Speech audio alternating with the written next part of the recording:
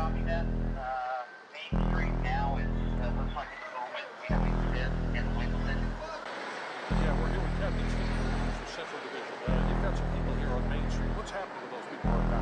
Yeah, earlier today, as you know, because of the roadway court decision, we had several people that were protesting in front of the federal building. Yeah. And we also had people protesting at Pershing Square. At one time, the group was estimated to be, one of the groups was estimated to be over 1,000 people that ascended onto City Hall. We had some individuals that went onto the freeway. So all day, it's been a cat and mouse game of chasing the individuals to get them to get off the freeway so as not to cause traffic accidents out there or injure themselves. Here on Main Street, what are we actually doing? Yeah, and what led us here to Main Street is we've had a group that continued to run along the street, running into the roadway, blocking traffic, failing to comply with officers' commands. Every time we attempted to bring our sound truck up to give a dispersal order, they would run to another street and leapfrog. So ultimately, we were able to corral a group that seemed to be a problematic group, maybe over 100 people that were left as part of the rambunctious group who were throwing objects at police, shooting fireworks. Police, unfortunately, were not able to positively identify some of the individuals because they were shooting from behind the crowd, projectiles at officers. So we're on radio. Okay, copy that. I'm holding. We have a few different local field force groups going right now. I've learned of one arrest for a person that used some sort of aerosol device and lit a match, like a flamethrower, improvised flamethrower, homemade one, and that person was arrested for that charge. The specific charge I don't know. I know that there were several other people who were detained and cited for failing to disperse off the roadway, so that was traffic citations. So that's all I know at this time. Now, a dispersal order was given, and I have to join the other group right now. We're in the process of dealing with the group that was given a lawful dispersal order, and if they fail to disperse the people that were here on Main, they have now, I believe, gone to one of the nearby streets, which I need to catch up to the group. But if they fail to disperse, they can be lawfully arrested because they failed to obey the dispersal order. Thank you, Captain Stephen Reed, Central Division. Yeah, it's Stephen Ruiz.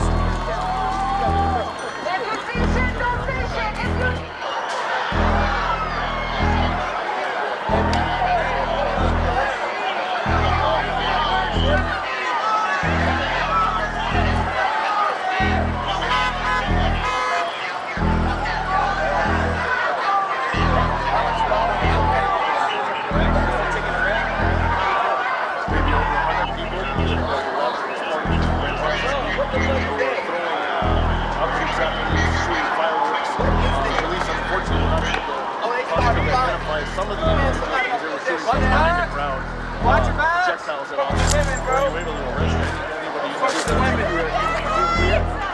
We have a few different force groups going right now. I've learned of one arrest for a person that used some sort of aerosol device and lit a match, like a flamethrower, an improvised flamethrower, homemade one, and that person was arrested for that charge, a specific charge I don't know. I know that there were several other people who were detained and cited for failing to disperse off the roadway, so that was traffic citations. So that's all I know at this time. Now, a dispersal order was given, and I have to join the other group right now, but we're in the process of dealing with the group that was given a lawful dispersal order, and if they fail to disperse the people that were here on Main, they have now, I believe, gone to one of the nearby streets, which I need to catch up to the group, but if they fail to disperse, they can be lawfully arrested because they failed to obey the dispersal order. Thank you, Captain Stephen Reed, Central Division. It's Stephen Reeves.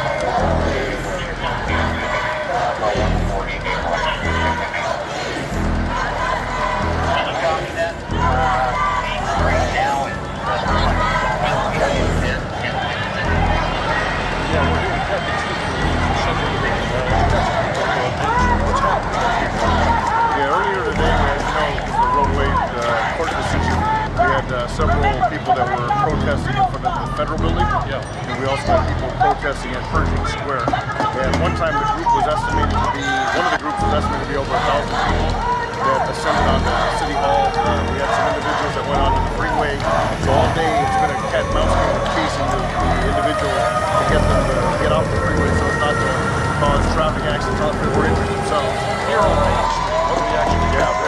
and what led us here to Main Street is we've had a group that continued to run along the street, running in the roadway, blocking traffic, failing to comply with officers' commands.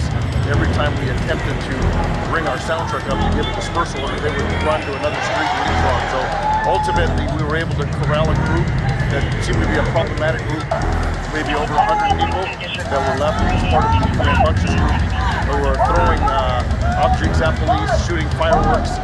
Police, unfortunately, were not able to positively identify some of the individuals because they were shooting from behind a crowd, projectiles at officers. Were you able to arrest anybody in that crash? Yeah, we have a few different mobile field force groups going right now. I've learned of one arrest for a person that used some sort of aerosol device and lit a match, like a flamethrower, improvised flamethrower, a homemade one, and that person was arrested for that charge. The specific charge I don't know. I know that there were several other people who were detained and cited for failing to disperse off the roadway, so that was traffic citations. So that's all I know at this time. Now a dispersal order was given, and I have to join the other group right now, but we're in the process of dealing with the group that was given a lawful dispersal order, and if they fail to disperse the people that were here on Main, they have now, I believe, gone to one of the nearby streets, which I need to catch up to the group, but if they fail to disperse, they can be lawfully arrested because they failed to obey the dispersal order. Thank you, Captain Stephen Ruiz, Central. Yeah, it's Stephen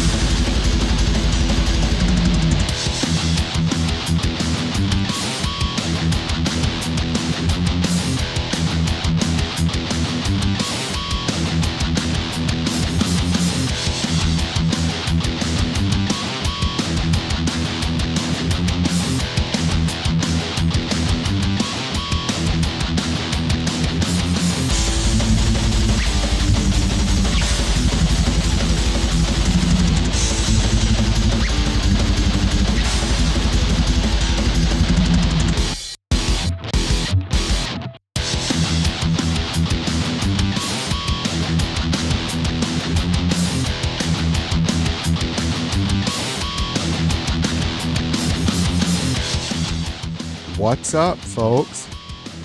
Happy Tuesday.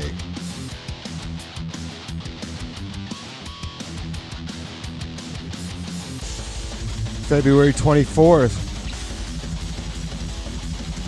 2026, another Donald Trump State of the Union address.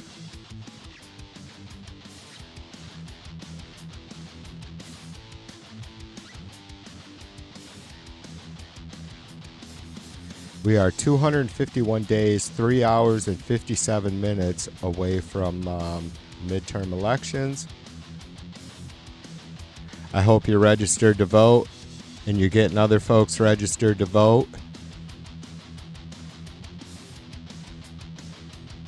This should be, I hope you brought your popcorn and your extra strong cocktails, because it's going to be a shit show.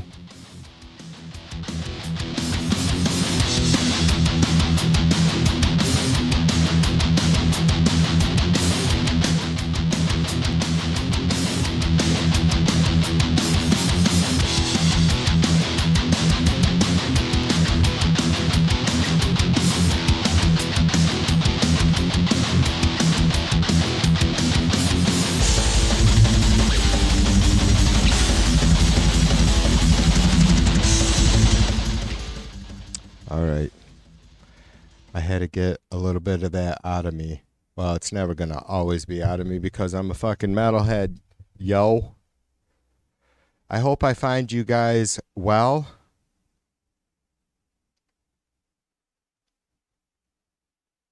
Peter's here. Sorry about if you were over at the other link. I don't know. I'm a noob.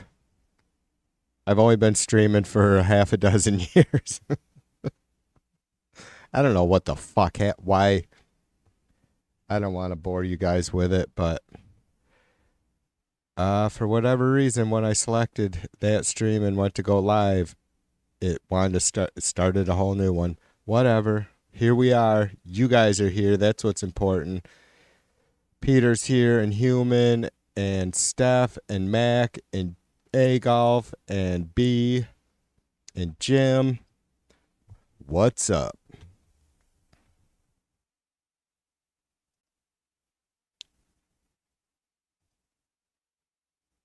Let's see if I can do this.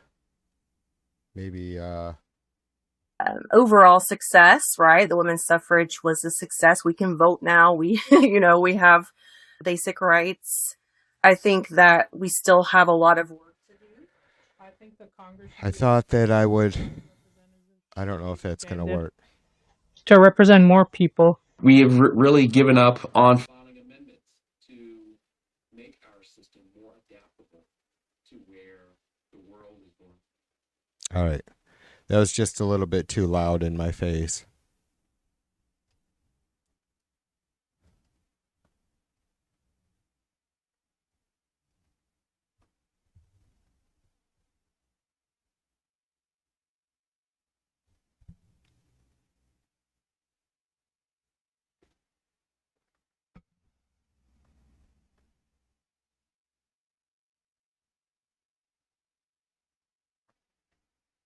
Remain relatively high, they have fallen significantly from almost unanimous levels in the mid-'80s, and those declines in the last decade have mostly been among Democrats and independents. So this is Washington's study. This was his most private space when he was here at Mount Vernon. It was where he did a lot of his thinking about the presidency, where he reflected on things like his farewell address. In 1796, George Washington published a farewell address that first and foremost announced that he would not seek a third term as president.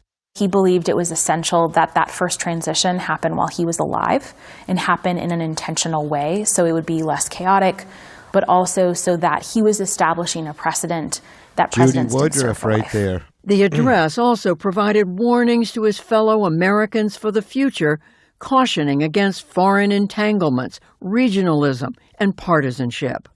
At this point, Washington wasn't actually opposed to political organizing. He was saying, don't allow political parties to break the bonds of citizenship. It seems so prescient. It's today, unbelievably prescient. as we are so divided. Yes. And somehow George Washington anticipated that. He did. Our divisions and our partisan rancor have been something that have come up again and again over the course of the last 250 years. And so he was certainly living it in the 1790s, and I don't know that he would have been terribly surprised that it came up again and again, but I do think that he would hope we could find a way to put that American identity above the others. It was a revolutionary thing to do, to form a nation based on an idea. Because it has survived and maybe we've become a little bit jaded about it, Yes. It doesn't make it any less revolutionary. This visit to Mount Vernon, reflecting on George Washington's influence on the country to be, is just the start of our plan for a year-long inquiry as America observes its 250th. We'll be sitting down with more people from across the country to ask how they see their role as Americans, especially at this deeply divided moment. And we'll be looking for lessons from history to how we begin to reach that more perfect union. There, Jude, you just segued into, well, kind of. We're not going to go there, but More Perfect Union is an awesome YouTube channel, like one of the best. I love those folks. Love them. It's, I just, a little nostalgic, little fucking depressed, but listening to her say that, as we get ready to celebrate our 250th birthday as a nation, and it's my thoughts were, Jesus Christ, and look who our leader is during this time. But it's also like, yeah, 250 years, motherfuckers, and look who our leader is. Wake up call. Right? Yeah, am I right?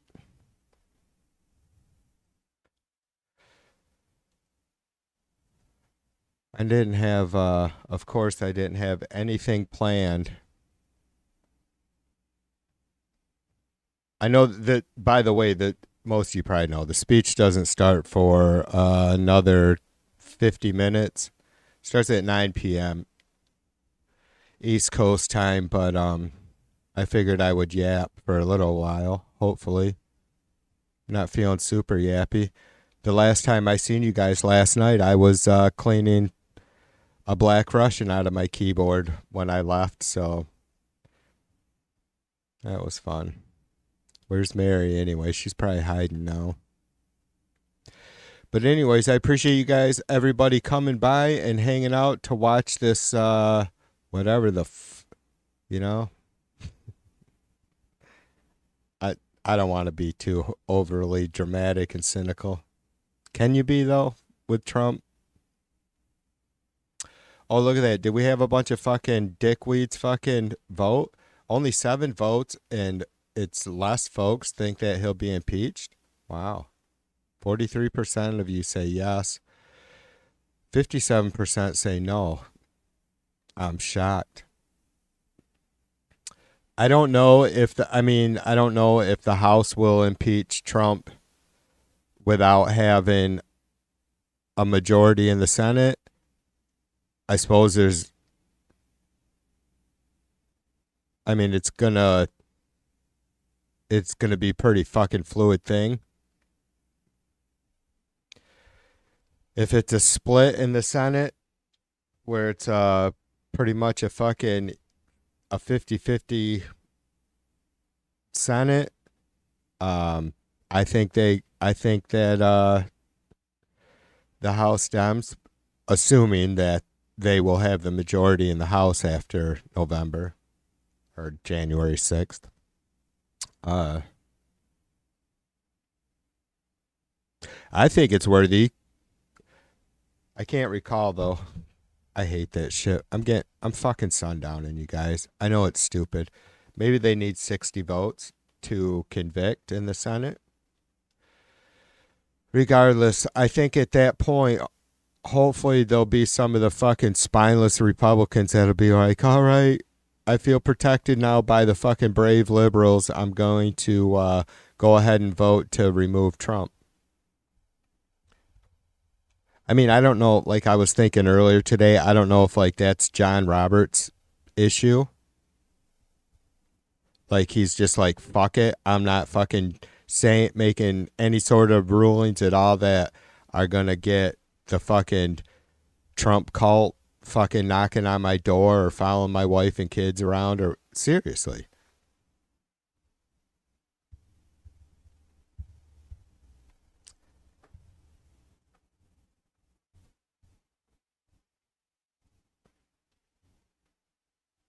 feels stupid to have to even fucking say anything again, but it's like, yeah, everybody wants to protect their kids.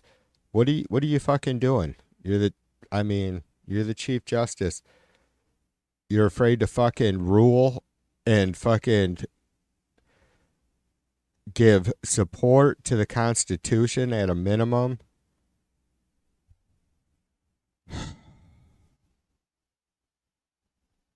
Because people might not like you and your family. So what you're saying, John Roberts? He didn't say this. This is all me just working shit out in my tater. Is that liberals aren't violent, but Republicans are if they don't fucking get their way, even if it's unconstitutional? James, what up, mother brother?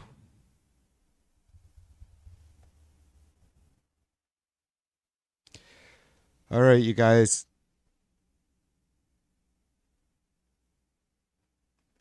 Hit that thumbs up or down. Share with those you love and those you don't. You can share it to your channel in a post. You can tag me if you want. You can tag me and tell me to fuck off. Like you're a fucking dickweed TV, but I'm fucking sharing your post even though you're a fucking dickweed. And yeah, subscribe and ring the all bell. I think that's it. Oh, there we go. Look at that. Cheers to Lolo. Should we bring her up a second?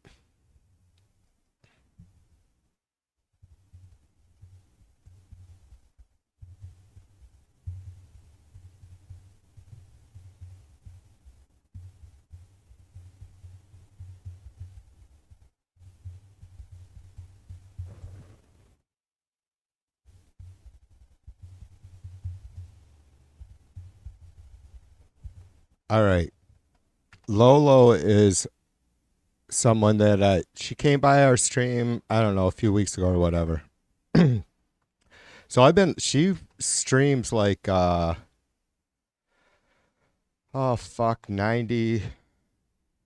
or 90.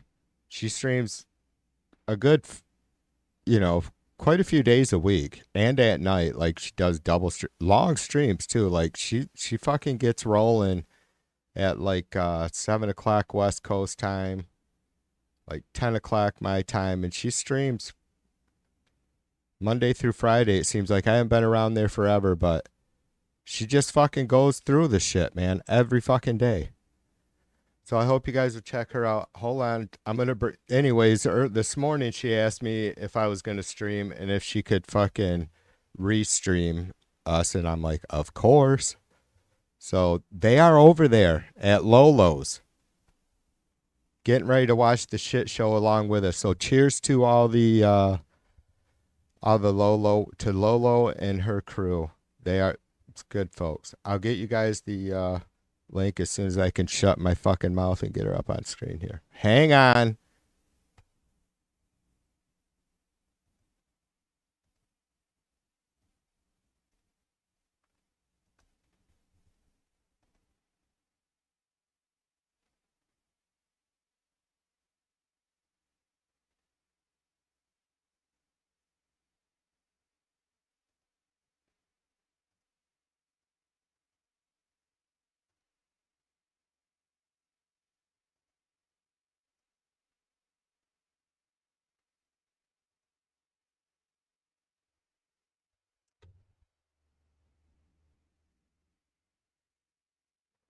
YouTube now has the fucking chat. When you full screen it, as you guys probably know, it throws the chat up next to the screen even when you full screen. It's like, what's the point in that?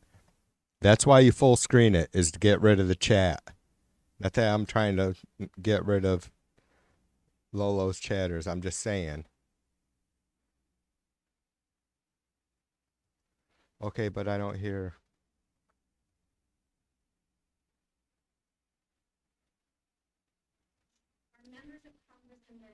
There she is. Experience the harms of the Trump administration. They represent millions more. They represent all of us. I want to personally thank our members of Congress here tonight for your act of defiance, for breaking a norm to stand up for our values. And I want to thank our special guests, who you're going to hear from tonight, for your courage. You represent the best of America, and you make us all want to be brave. This moment is only possible because of people's bravery. The first boycott of the State of the Union was conducted by the founders of the Congressional Black Caucus during the Nixon administration. We honor their example. We honor the millions of patriots who've turned out over the last year in marches across this country.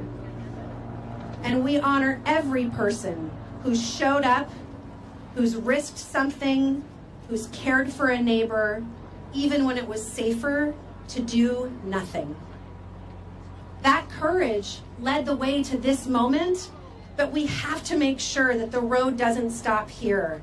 We need you, everybody joining us here on the Capitol Mall tonight, and everybody watching online. Come to the March 28th No Kings protest and stand up for this country. Before I introduce our hosts for tonight, I just want to give a special thanks to all of the people behind the scenes who helped to make tonight happen. MoveOn staff, the staff who serve our congressional representatives and senators here tonight, our partners, thank you so much. This is no small task to put on a historic event to fight for our. All right, there you go. There's Lolo. Right there. I got my camera flipped around. Anyway, so cheers to her. You guys need to go subscribe, check out some of her videos. She just, like I said, she just fucking goes through it every day about 10 times better than I do. She's just on the shit, like always bringing up just, clips of everybody, like just pressers and interviews and fucking quotes of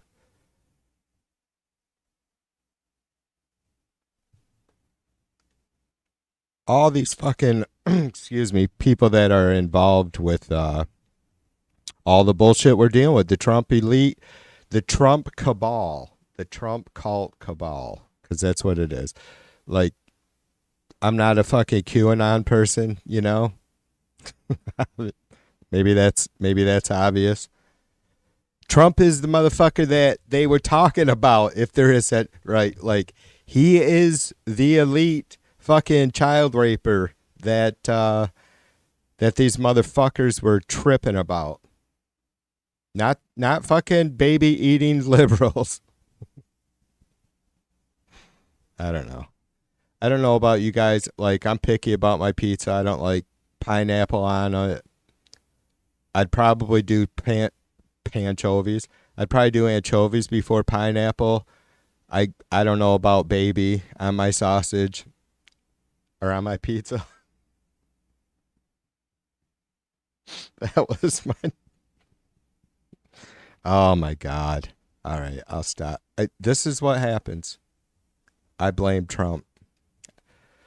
I'm sick of blaming Biden. This is what happens. When you have a fucking... When our whole fucking reality is turned into this fucking shit show. It's absolutely insane. All right. I have to, maybe I can do it like this. Yeah. I just want to keep an eye on the, what time is it? Oh, we got about 40 minutes. All right.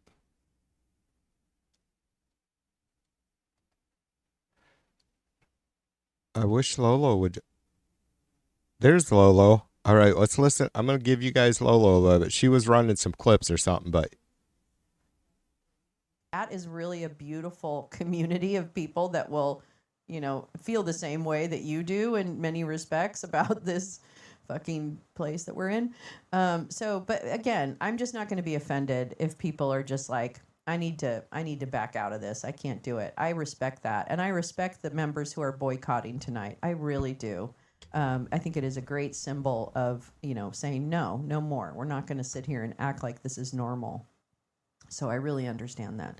So thanks for being here. And again, if you feel like you're like, I'm out, I'm okay with that. And I understand and I love you dearly and hope for a good, restful night. And then I'll see you tomorrow morning if you do bag out. But anyway, we'll listen to these ladies before the actual event starts. Going through, that's what you're going to hear tonight. The American people deserve the truth.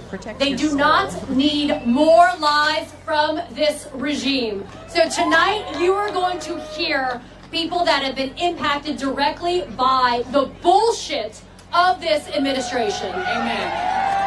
And because I'm also a church girl. Sorry, Joy, for my language. Oh no, I'm a cussing Christian, sis. It's all good. I'm a cussing Christian. But we want to start off this night by...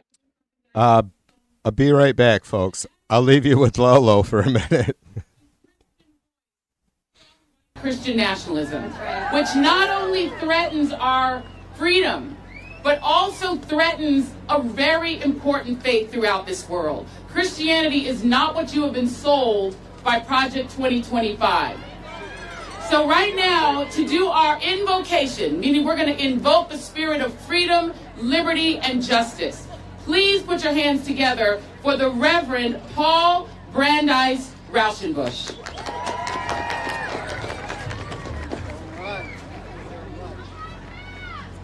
Thank you, Joy and Katie. Hello, everybody. Hello, America. Let me start by saying that my soul is so glad to be here with the People's State of the Union. I come to you as the president of Interfaith Alliance and as a Baptist minister with good news. We, the people, have the power. Is that good news?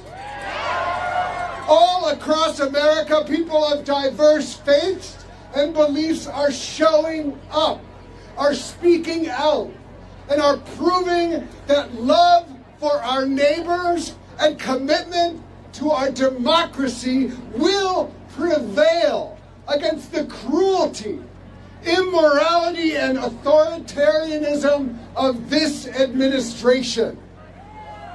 Let me speak plainly as an American and as a Baptist minister.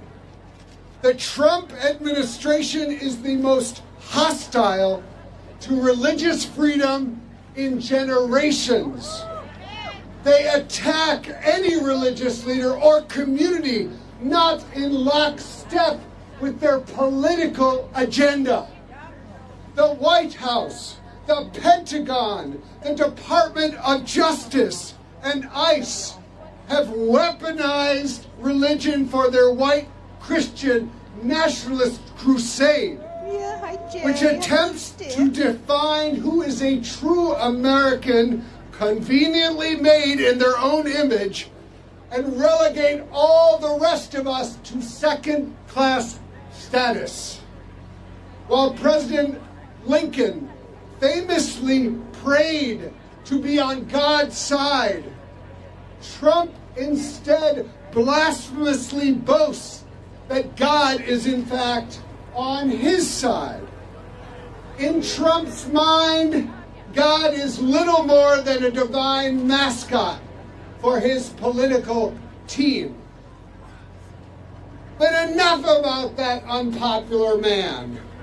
Tonight, we will focus and celebrate the we, the people of America. Tonight, we will recognize all those to whom harm has been done.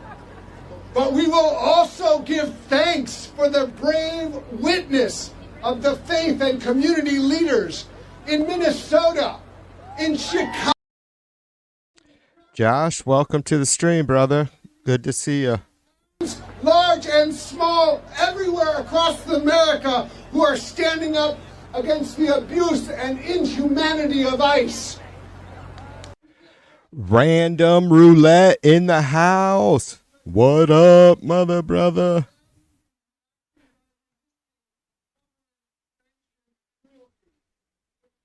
It's been a little bit.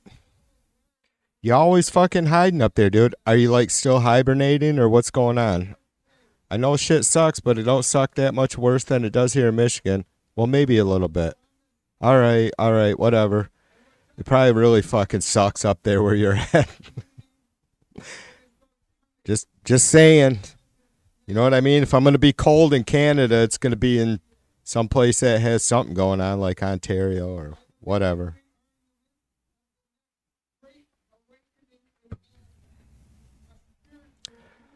I have a... Well, that was weird. I have a lie counter all set and ready to go.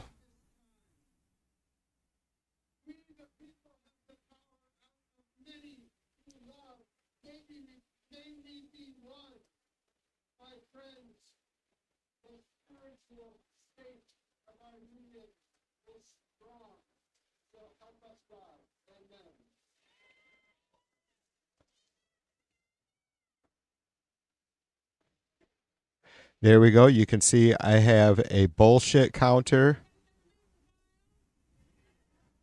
all ready to go. I had a different one loaded up where I could just use my fucking roller and fucking crank that bitch up, but anyways. It's TV2_LIVE. If you go to that handle on YouTube, please go over and give him a like. He's letting us restream when it goes to the actual SODU, and I really am grateful for that. So, he's got a bullshit counter on his. Oh my God, how adorable. Anyway, so please go over and give a real like and a subscribe if you haven't already to Jack over at TV2 Live, who's joining in our effort to limit the amount of views that this fucking regime can claim. And so we're joining forces in order to do that. So thanks, Jack. Love you. And thank you to all of Jack's wonderful community for coming on over too. We really appreciate it. Yeah, I love you. All right. Anyway, so back to this. And Nosy, what's up, sister? Welcome. Thanks to Lolo for the shout out and kind words. I am just I'm just copping someone else's stream. We won't say who. I want to say, and as you guys know, let me turn the, holy shit, I don't know if you guys can hear that, but I got that blast in my ear. All right. Holy fuck, I was probably screaming at you guys, wasn't I? Like, what the fuck did we do to piss TV off? As you guys, some of you know, I love NPR. I love PBS. I'm not a fucking bandwagon liberal tree hugger. I mean, I might be a liberal, and I've probably hugged a tree before, but I've always loved PBS and NPR for, I don't know, a good 10, 15 years now at least. But PBS from way back because, you know, I was a poor fucking white boy. Have been a poor white boy, so fella. But yeah, I'm grateful to PBS. So that's all I'll say about that. They run their fucking YouTube channel commercial free, even though fucking Trump has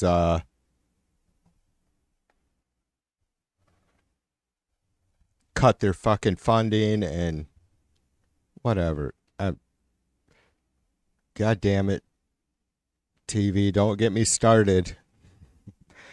See, I'm purposely not reading James's fucking comments because I'm either gonna be like, we're gonna be like grabbing the bar stool and fucking loading up the beers in front of us and fucking raising holy hell, which is great, or he's gonna have me laughing, which is great too, but all right. Let's go back and listen to what. I feel like a dick. Lolo's like, can I restream your State of the Union stream? And I'm like, of course, you know. I mean, I knew I was going to get on here and yap for an hour beforehand, but it's like I'm not going to be saying shit during it, probably. I mean, might be yapping with you guys in chat. We'll see how pissed off I am. I'm trying, like, I need to get a smaller hole on my cup. See how many cocktails get sucked down during this shit out of just like fucking nervous habit, right? But we'll probably yap for a little while afterwards. Well, it's going to go for 2 hours, so I don't know. We'll see if, if I haven't thrown my computer out the fucking window, then, yeah, we'll do that. But I feel like a dick. Lolo asked me. Here we are listening to her shit. She's awesome, though. I hope you guys, if you're, able to get in some news or a fucking decent live stream, a good live streamer, make it Lolo. She's funny as fuck. She's, I was talking last night about, you got to be aggressive doing this shit. And sometimes, like thinking of myself, you get a little too wound up, whatever. Lolo is good. She does not stop. So that's cool. All right, let's see here. I think there's going to be a Democrat response too afterwards. So we'll probably run that as well. And I think is what she's listening to. I know you guys don't have the volume, but right now I'm about ready to turn it on. Is just some demonstrations going on outside the Capitol. So it means to be abandoned by politicians who make big promises and lie and deliver nothing. We know what it's like when the factories close, when the hospitals cut services, when the schools can't afford to teach, when the corporations are given permission to poison our water, our air, and our communities without consequences. And we know that no matter what language you speak, what zip code you live in, we all feel that pain, and we are all being squeezed by the same rigged system. So when Trump points the fingers at immigrants, our trans kids, our protesters, our journalists, understand what he's doing. He's trying to make sure we never point the finger where it belongs, at the billionaires and the corporations looting our economy, robbing our people, and buying our democracy right from under us. But here's the truth that they're afraid of. Working people are waking up. Across this country, folks are organizing. Labor and their money, they're refusing to be silent in the face of authoritarianism.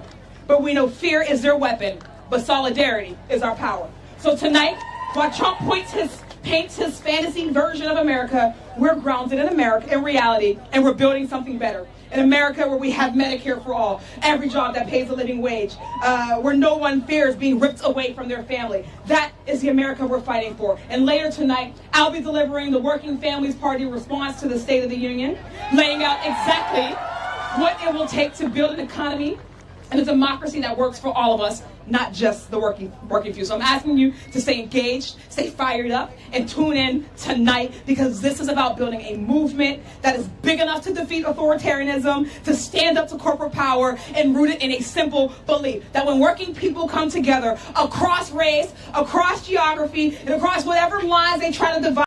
Bill, welcome to the stream, brother. Cheers to you. Ow! You all for being with us tonight.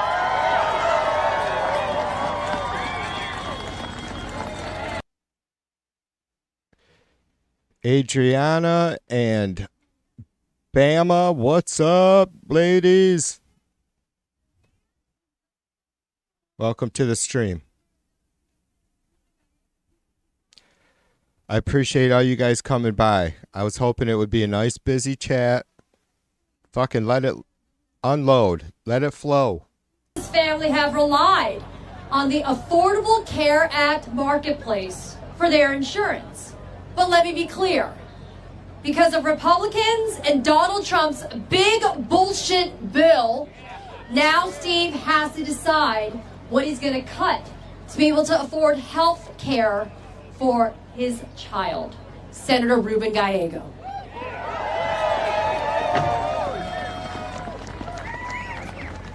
Listen, you know how important this is? I'm from Arizona. This is cold. But let's be clear what's happening there. They want to call that the State of the Union. It is the state of denial. Because what's going to happen under that Capitol is a bunch of lies. Lies that Donald Trump, the Republicans, are going to tell us about how great this country is doing right now. But what is true, what is happening right now is that Donald Trump, the Republicans, have made this country sicker, poorer, and less secure. Sicker, poorer, and less secure. How did it start? As soon as they got in there, what did they do? They went, they cut Medicaid, and they cut food stamps. Millions of Americans right now are without health care. The poorest of our country. That's good stuff, Jay. Hopefully, those folks are not only tuning in. I hope this is a show of come to be voters, right? Votes. Racial profiling Americans, arresting Latino veterans and telling them you are not part of this country and make them prove that they're Americans when nobody asked to prove our citizenship when they were sending us to war for this country. Sicker, poorer, and more secure. Less secure. Let me tell you what else. Every day, every American is trying to figure out how to buy food, how to pay rent, how to pay that mortgage, how to get a car, and this president has done nothing to help that. $1,000 per average every American has to pay for his tax increases. And now, the corporations are going to get all their money back. Is every American going to get a refund for the $1,000 mistake that this president did? No. Not only that, he's going to double down. He's going to say, screw you, Supreme Court. I want to do 15% tax, and guess what? All of you Americans are going to pay for it. And now we have to figure out again, how are we going to pay for our rent? How are we going to pay for electricity? How are we going to actually pay for everyday food? We are poorer because of Donald Trump and the Republicans. Now let's talk about security. Let's talk. Yeah, they've they're all, this is what we voted for. The only thing they're able to these fucking idiots are able to stand on is, and not very honest, look, I try to be as forthcoming and, clear about this shit as possible. Like, I got my feet on the ground for the most part. Is the fucking immigration arrests, deportations that have happened, which is like up to 1.2 million now. But it took a minute to get up to that. And look, I don't want to fucking go into that. We don't have time. My stance on or views on our immigration failures, not just only under Trump, but other presidents, but also Trump's severe fucking constitutional violations. So that's it. What about the fucking food prices? I'm not fucking demeaning anyone that has had an issue with being violated by a criminal. I don't know. We don't have time to go into it right now. The fact that they're immigrant, naturalized, or American-born citizen, crime is crime. That's it. What about the fucking food prices? I just went out at 5:30 tonight, and gas is $3.09 a gallon here now. Michigan always seems to be in top 15, which isn't terrible. It's not great, right? It's like we're above average most of the time. But it has only been, it was 276, 274, 276 when on January 20th of 25. It's only been below that for a few weeks, and that was just recently. It just doesn't stay there long.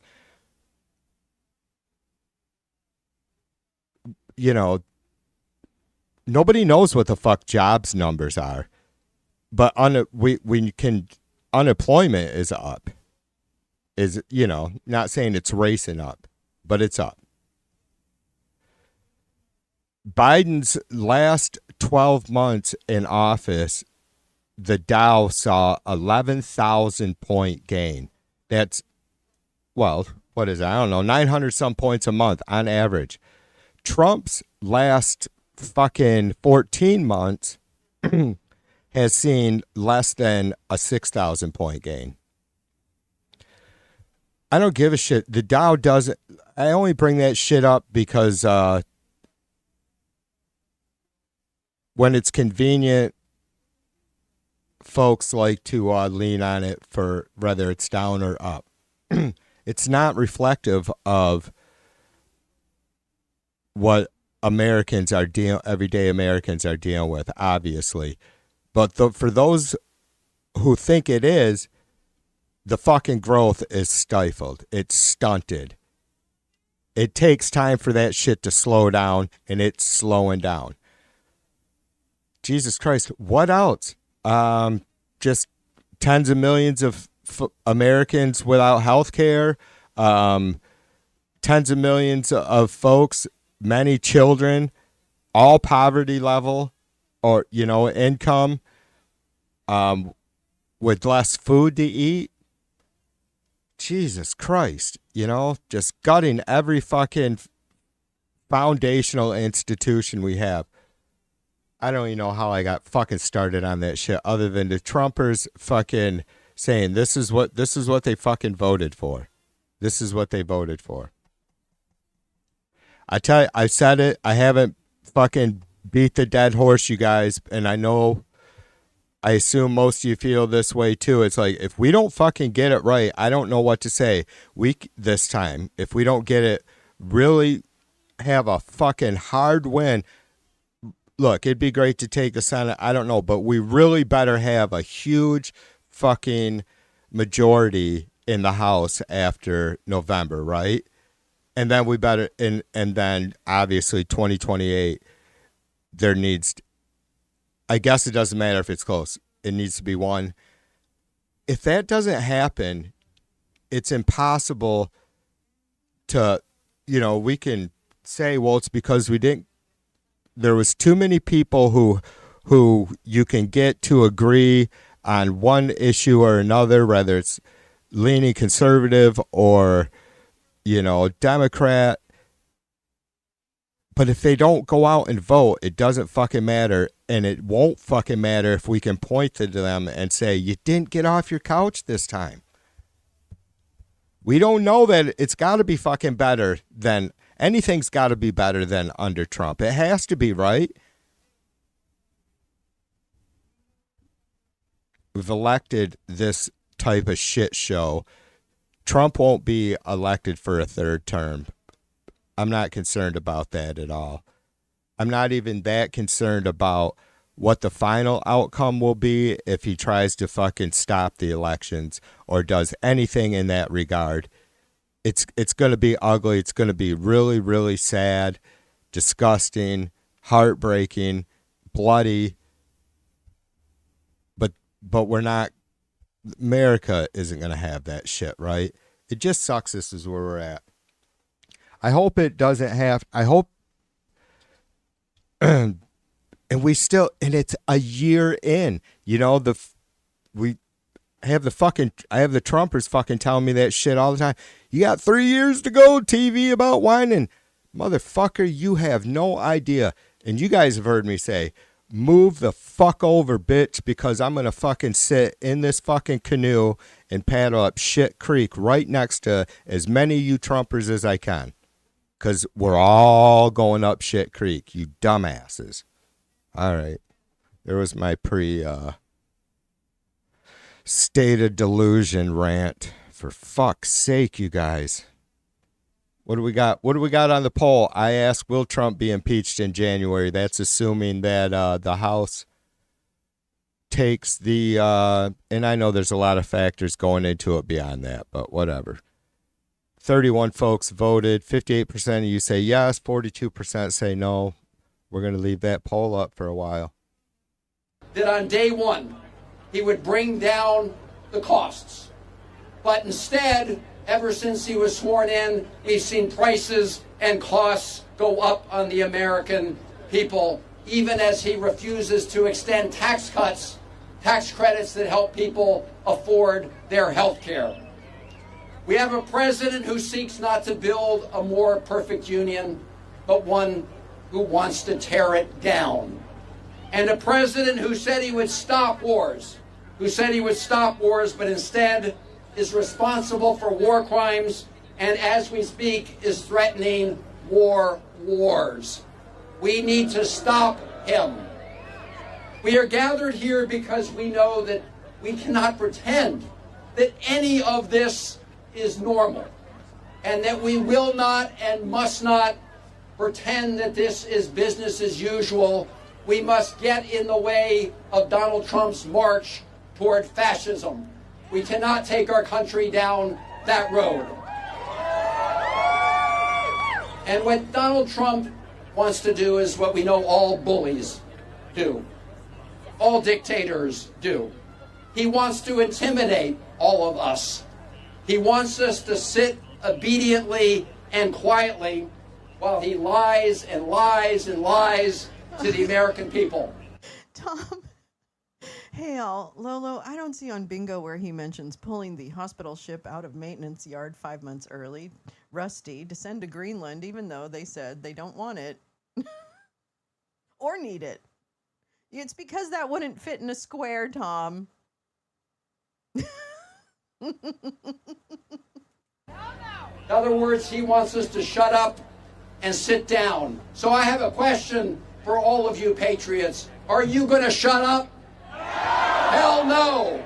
Are you going to sit down? Hell no. We're not going to stand down. We're going to stand up just like the people in Minneapolis who have taken to the streets, who are blowing the whistle to protect their neighbors and to protect our Constitution, and who are getting in the way of the president's efforts to tear down our country. All right, Jesus Christ. I'm such a fucking noob. Badge, have you visited America at all? Badge probably isn't going to want to talk to me.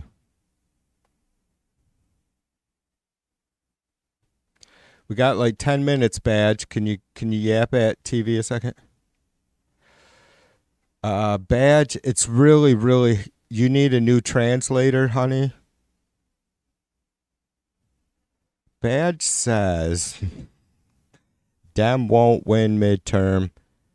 Why scare ICE at ballot vote poll unless illegal our vote, huh? We don't fucking allow fucking armed military at our voting stations.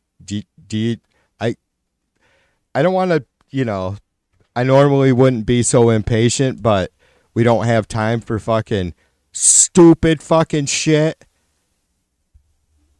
If you want to just like do a quick fucking Google search of the Constitution, you can come back and yap with us. Badger, is that it?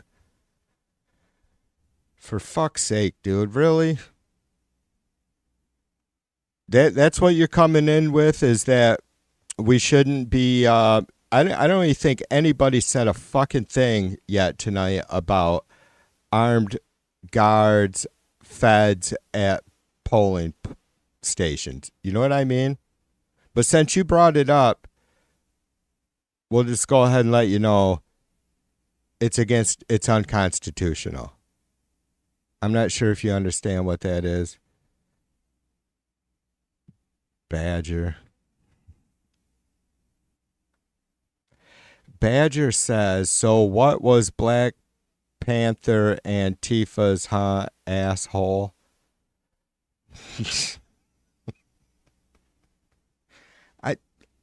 I was trying to have a little bit of fun for a minute with Badger, but I can't even, for fuck's sake. I don't even, I'm trying to. Do you guys have a Badger decipher code or whatever the fuck? Sorry, your left pedo. How old is Badger? Badger, congratulations, Badger. You are now number 2 chatter in the TV2 live stream.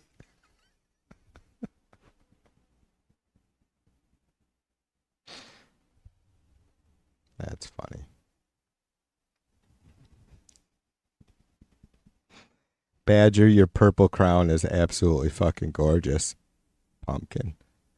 Badger been around since 2010.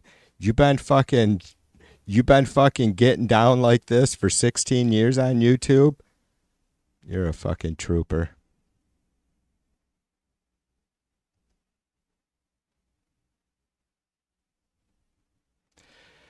Yup, upper look it in your speech chat. You guys, do you think I'm maybe picking on somebody that is special needs? I mean, I am, but not at that level.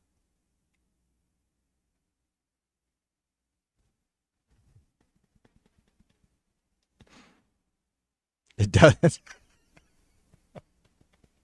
Stephanie says it doesn't know how to English very well. Oh my God. Badger, thank you. You helped keep us grounded, Pumpkin. Got to have a little bit of smiley, laughy stuff here once in a while. I know, right, Putin? That's what I thought about it right before I went live. I'm like, man, I should change this to the state of delusion. And cheers to you, my brother. A-Bear is also in the house. Cheers to you, sister. A-Bear says she got 41 inches of snow. Here's a short vid about it.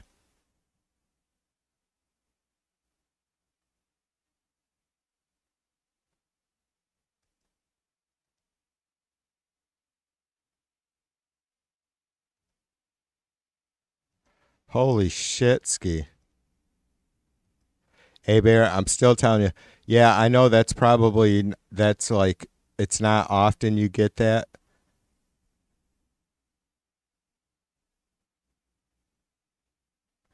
CCTV cams are fucking hot on YouTube or Duber. Hey, Bear says, spiffy looking background. Thanks, sister. Nels is in the house. What's up, motherfucker?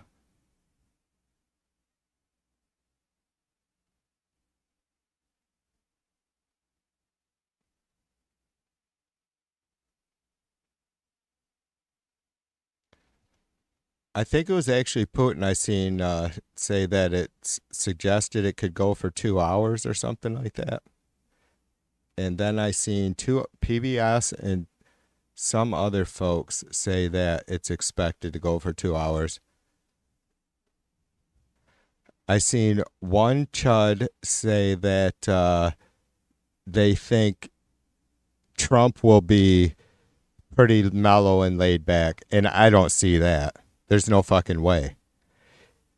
If he's mellow and laid back, it's fucking 45 minutes to an hour. Tops. Which I don't see happening. He's going to be fucking lit like a fucking Christmas tree, right? Which is what I'm expecting. Which is what, like, I did the Georgia rally thing the other day, and it was late. It was like 4 or 5 in the afternoon, and he had that fucking bullshit Board of Peace thing in D.C. that morning, so I figured he was going to have to be fucking jacked up to stay going, right? And he was. That was quite the fucking quite the show there. So that's kind of what I'm expecting tonight too, that it's going to be fucking 9 o'clock at night. And yeah, maybe this is his game, right? Like, cause he's always up at fucking till 4 o'clock in the fucking morning, throwing down fucking Truth Social posts. All right, you guys, I'm gonna give the audio back to Lolo's stream a second, so I can. I need to switch over and keep an eye on to make sure I don't miss the beginning of this feed. 24% fewer new research studies with about the same amount of money. That means fewer future cures for all of us. Let's go. All right, we're gonna go over there, you guys. The Trump administration also funded 20% fewer early career researchers, creating a brain drain that will damage. Thanks to Lolo and her crew. They're gonna be watching along. Her link is pinned. Go over and check out some of her videos and subscribe. I'm telling you, like, she doesn't fucking sit still or fuck around. So thanks to you, sister, and cheers to your chatters watching.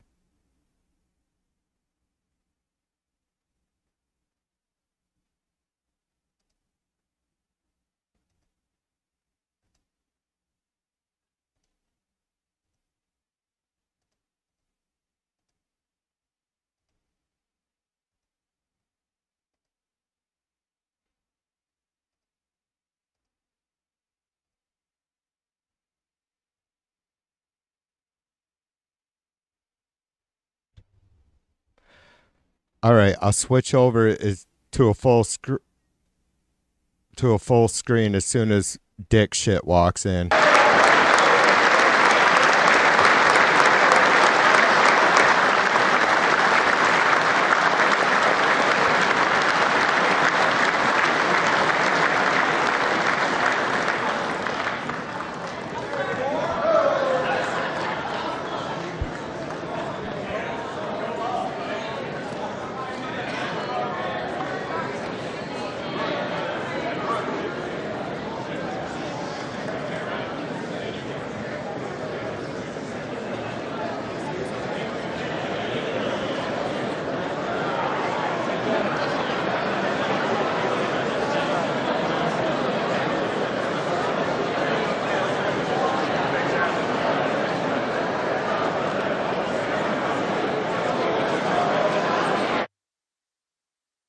This program was made possible by contributions to your PBS station from viewers like you.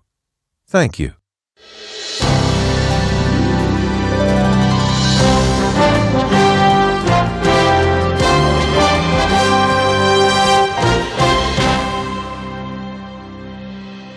Welcome to this PBS News special coverage of the State of the Union address delivered by President Donald Trump and the Democratic response delivered by Virginia Governor Abigail Spanberger. I'm Jeff Bennett. And I'm Amna Nawaz. The president has promised tonight's speech will be a long one because, as he says, there's a lot to talk about. A lot has certainly changed since Mr. Trump re-entered the White House.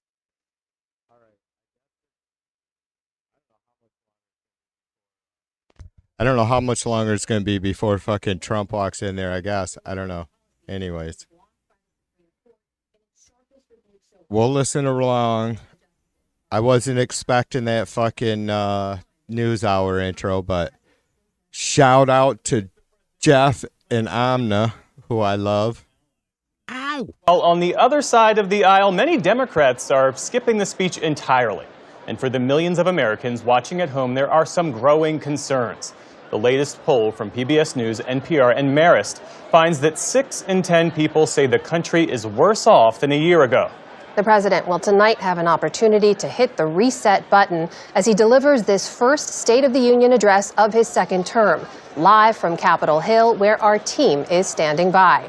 Our White House correspondent Liz Landers is right outside the House floor. So, Liz, we've gotten some excerpts from the White House in terms of what we expect to hear from the president tonight.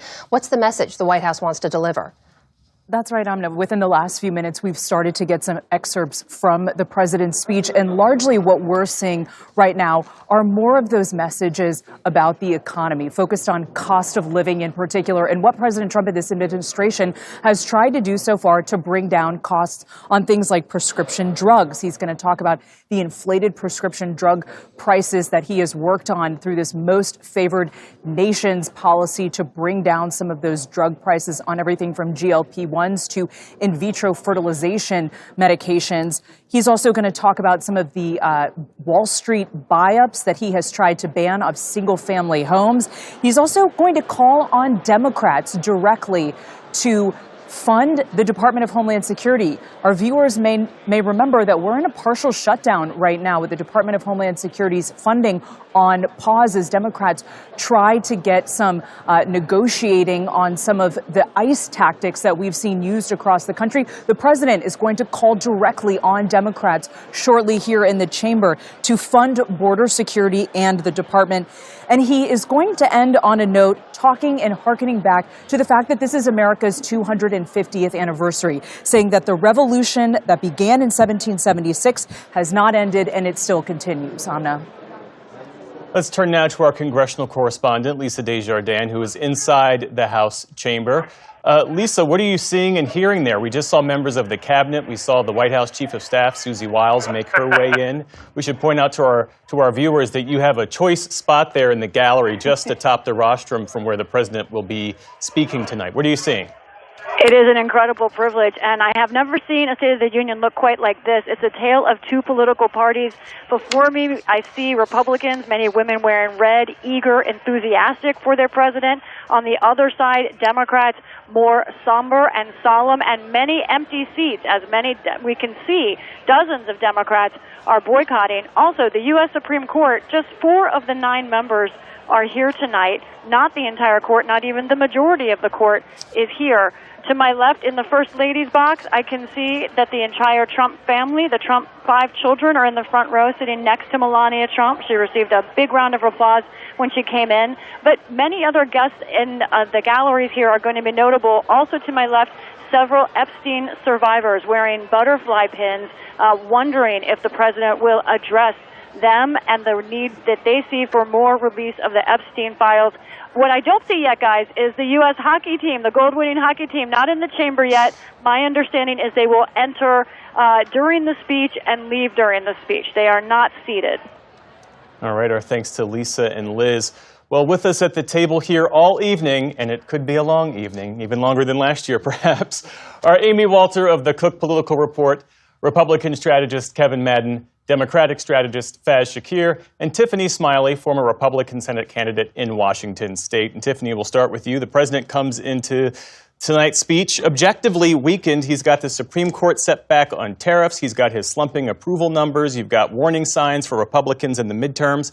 How does he use this speech as a moment to reset? Yeah, I mean, this is Trump, dominating once again, and he will make it a very strong speech, a speech that certainly paints a picture for hope and vision into the future of what he will deliver on.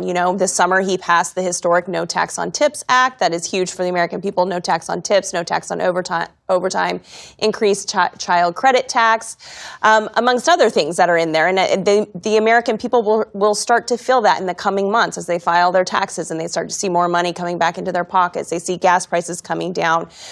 Just today, consumer index is bumped up a little bit. Those are good trends. Yeah, and the Trumpers thought that there was actually going to be no tax on overtime.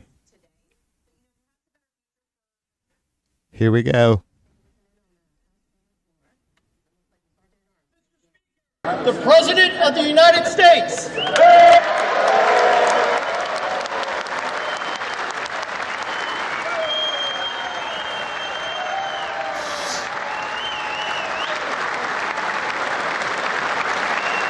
We see the president there entering the chamber now, going to make his way down that aisle. We're sure he's going to greet people along the aisle in those choice aisle seats as he makes his way up to the front, followed, of course, by Republican congressional leadership behind him. We continue to watch the president as he makes his way to deliver this State of the Union address. And Amy Walter, as we continue to watch this unfold here, this is, of course, his first State of the Union since returning to the White House over a year ago. Jeff sort of told us a little bit about the public he's speaking to, where the American people are at this moment, how they're viewing his first year in office. Tell us a little bit about the message he should try to send tonight. Right. Well, when I look at some of these excerpts, this is the kind of message that I think Republicans, especially Republicans who are on the ballot next year, would like to see him talk about over and over again things that the administration has been doing on these cost of living issues. To me, the ultimate challenge for the president and for Republicans in this upcoming election isn't what he says tonight, but it's whether he will continue to say this tomorrow, a week from now, 2 months from now, right? Will he stay as focused on this? One thing that I found really interesting in looking back, I know it wasn't officially a State of the Union last time, it was an address to Congress, but it felt very much like this. This is polling, I think this was CNN polling, where they asked, do you think the president has the right priorities or hasn't paid enough attention to the most important things for people? At that time, 43% said he had the right priorities, 57% had the wrong priorities, was focused on the wrong things. Today, that's twice as high, that gap. More people than ever think he's not focused on the right priorities. So this is really the moment he has to focus on those things people say they want the president to talk more about and focus on more, which is cost of living. But again, whether he can do that day in and day out from here through November is the real challenge. And you see there the president shaking hands with the Chief Justice of the Supreme Court and the 3 other members of the court that we heard Lisa mention. Kevin Madden, what does a president do when the issues that powered his rise, in President Trump's case it's the economy and the immigration, are now effectively liabilities? Well, I think he has to. I think one of the key things here is that this is a speech that's going to be provided in the context of the reality of what the American people are feeling. So if you want, every single president, I think every single politician who ultimately answers the question, does this person understand the problems of people like me affirmatively? They're always in a better position. They have more political capital. He's lost that political capital, I think, in the last couple of months, and he needs to regain it. So one of the most important things he can do tonight is avoid talking to the room and the theatrics and the pageantry of the room, and talk directly to the American people about the anxieties they have about rising costs, about the cost of health care, about the future, and really start to maybe sow a little bit more of an optimism, and with that optimism, gain back that political capital. Vaz Shakir, how are you looking at this address tonight? How are Democrats looking at this address? And from the excerpts we've seen, there's a lot of focus on affordability. That's one of the Democrats' key messages right now, right?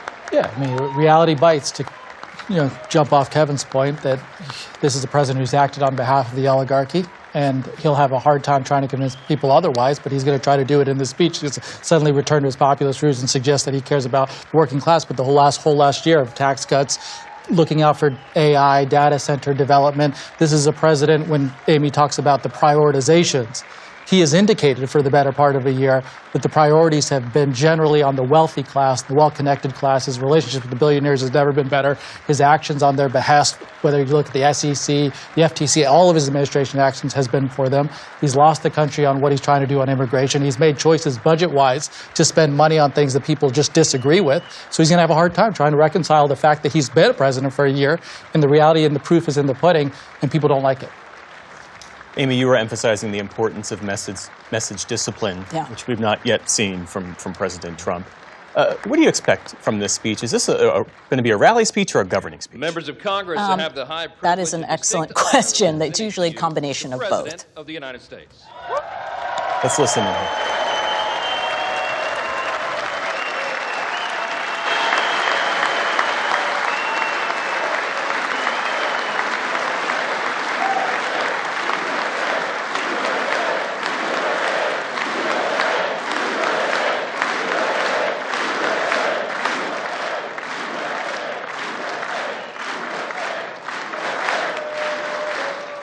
Well, thank you very much, everybody. It's really an honor.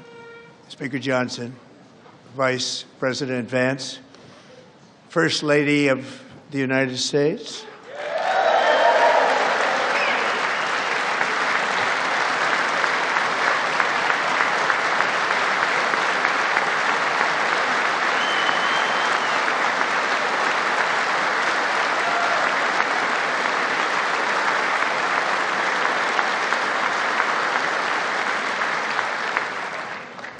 Second Lady of the United States.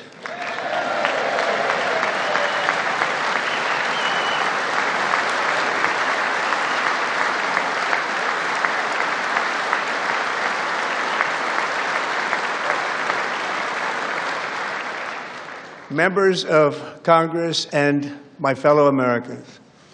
Our nation is back, bigger, better, richer, and stronger than ever before.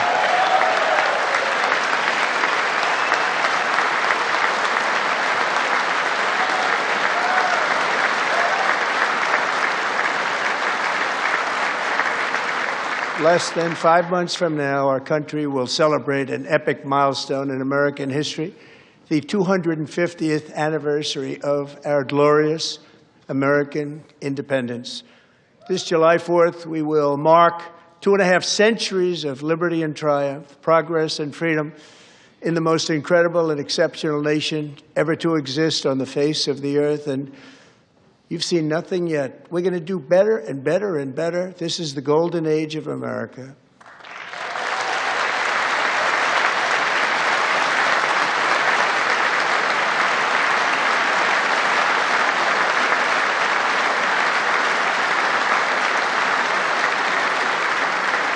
When I last spoke in this chamber 12 months ago, I had just inherited a nation in crisis with a stagnant economy, inflation at record levels, a wide-open border, horrendous recruitment for military and police, rampant crime at home, and wars and chaos all over the world. But tonight, after just 1 year, I can say with dignity and pride that we have achieved a transformation like no one has ever seen before, and a turnaround for the ages. It is indeed a turnaround for the ages.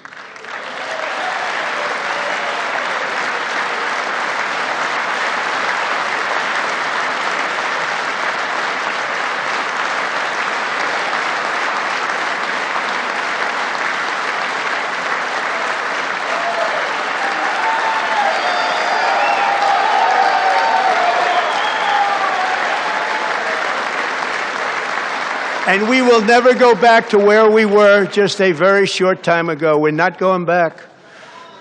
Today, our border is secure.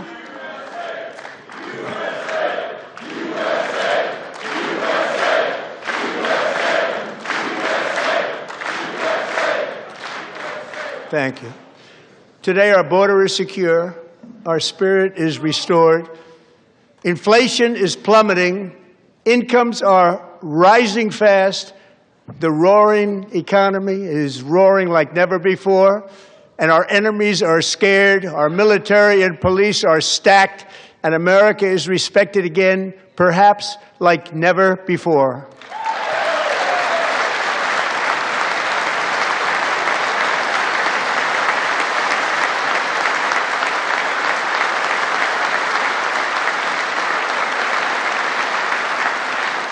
After 4 years in which millions and millions of illegal aliens poured across our borders, totally unvetted and unchecked, we now have the strongest and most secure border in American history by far.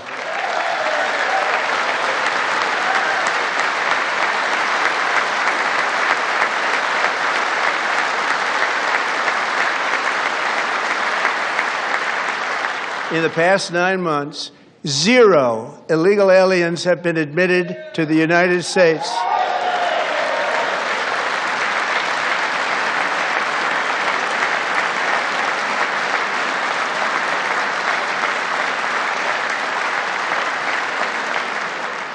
But we will always allow people to come in legally, people that will love our country and will work hard to maintain our country.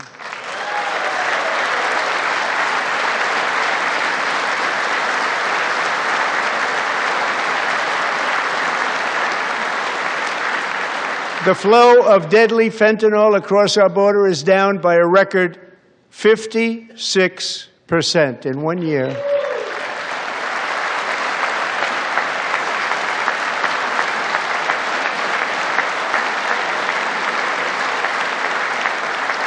And last year, the murder rate saw its single largest decline in recorded history. This is the biggest decline, think of it, in recorded history, the lowest number in over 125 years, year 1900. In fact, substantially before my wonderful father, I had a wonderful father, Fred, before he was born, substantially before he was born. That's a long time ago. He wouldn't like me to say that, but that's a long time ago. The Biden administration and its allies in Congress gave us the worst inflation in the history of our country. But in 12 months, my administration has driven core inflation down to the lowest level in more than 5 years. And in the last 3 months of 2025, it was down to 1.7%.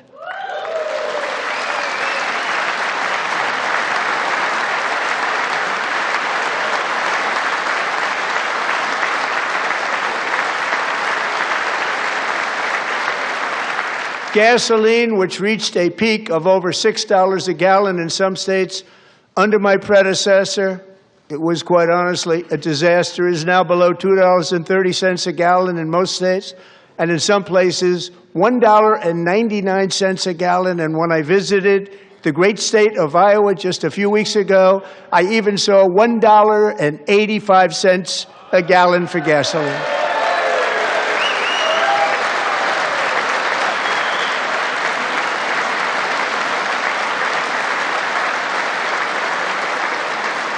Mortgage rates are the lowest in 4 years and falling fast, and the annual cost of a typical new mortgage is down almost $5,000 just since I took office. 1 year. And low interest rates will solve the Biden-created housing problem well, at the same time protecting the values of those people who already own a house that really feel rich for the first time in their lives. We want to protect those values. We want to keep those values up. We're going to do both. And we are going to keep it that way. The stock market has set 53 all-time record highs since the election. Think of that, 1 year. Boosting pensions, 401ks, and retirement accounts for the millions and millions of Americans. They're all gaining. Everybody's up, way up. In 4 long years, the last administration got less than $1 trillion in new investment in the United States. And when I say less, substantially less. In 12 months, I secured commitments for more than $18 trillion pouring in from all over the globe.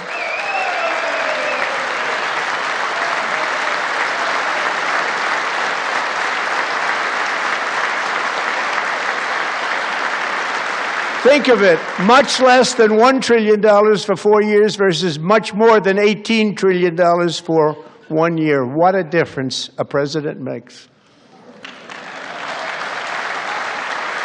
A short time ago, we were a dead country. Now we are the hottest country anywhere in the world, the hottest.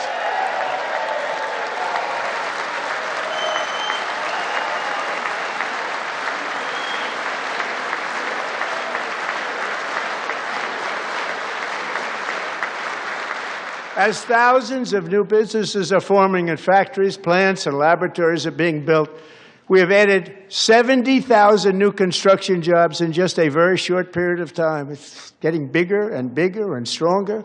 Nobody can believe what they're watching.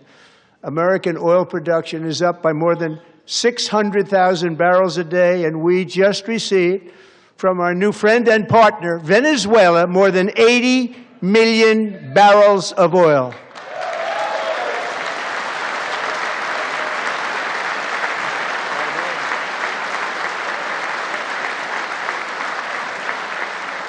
American natural gas production is at an all-time high because I kept my promise to drill, baby, drill.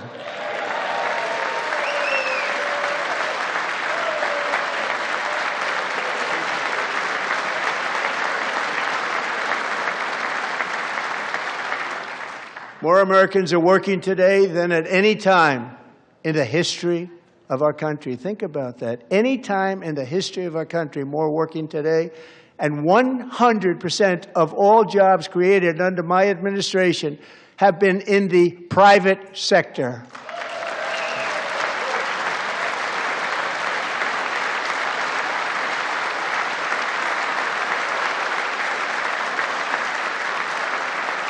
We ended DEI in America.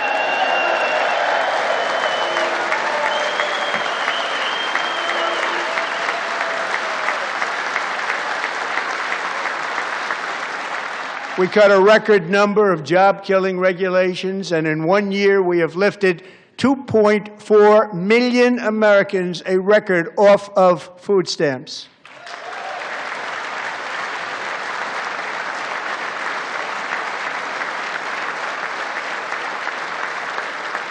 And for all of these reasons, I say tonight, members of Congress, the state of our union is strong.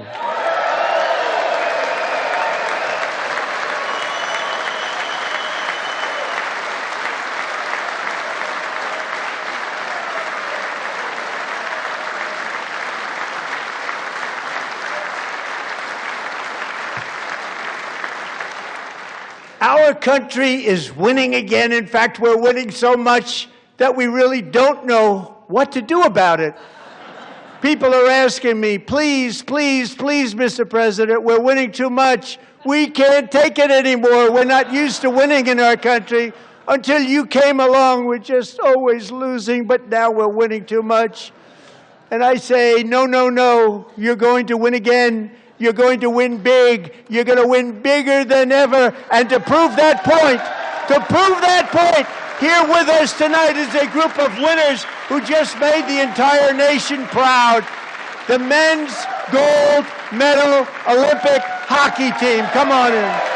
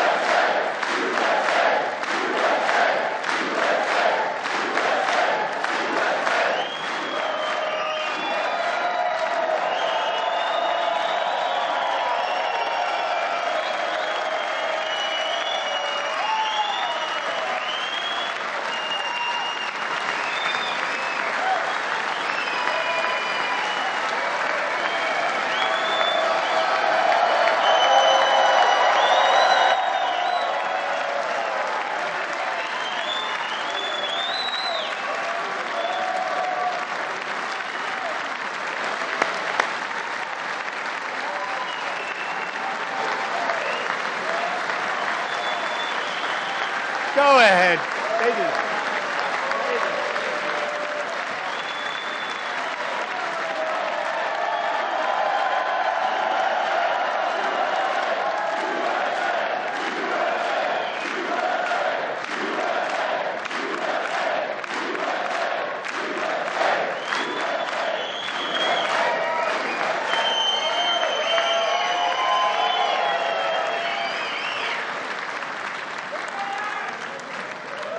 That's the first time I've ever seen them get up. And actually, not all of them did get up. But they beat a fantastic Canadian team in overtime, as everybody saw, as did the American women who will soon be coming to the White House.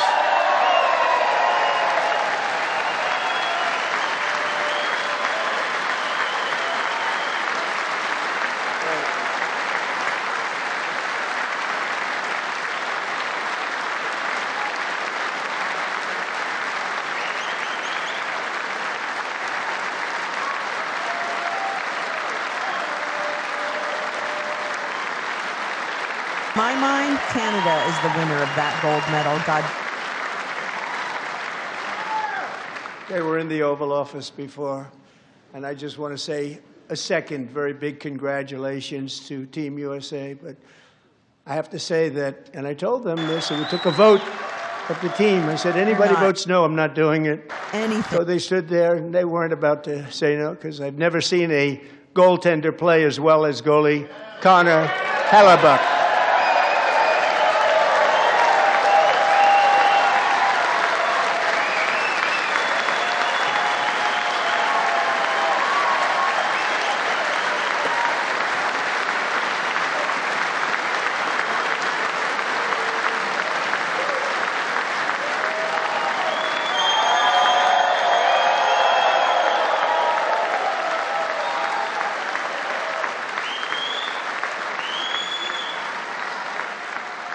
Think of it, 46 shots on goal, and I asked him, The one shot, the one where you put your stick in the back and it hit the neck of your stick and bounced off. Do you practice that, or was that a little lucky? He refused to answer that question. But I just want to tell you that the members of this great hockey squad will be very happy to hear, based on their vote and my vote, and in this case my vote was more important, that I will soon be presenting Connor with our highest civilian honor, which we will be given and which has been given to many athletes over the years. But when I say many, not too many, like 12, it's called the highest civilian honor in our country, the Presidential Medal of Freedom.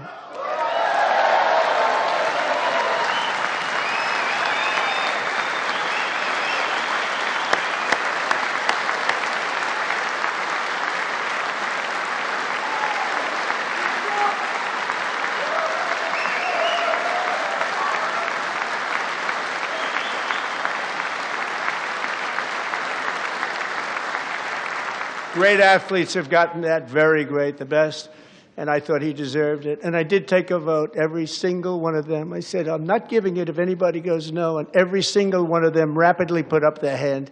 So I want to thank you. What a special job you did. What special champions you are. Thank you very much.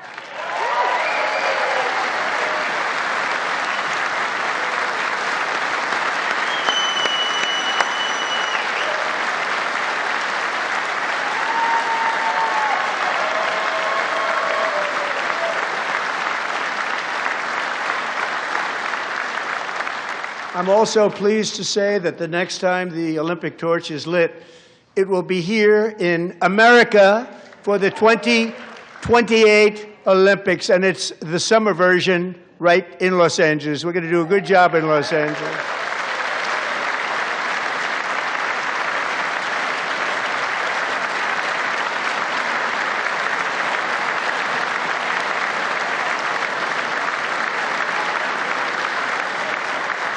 And Los Angeles is going to be safe, just like Washington, D.C. is now one of the safest cities in the country.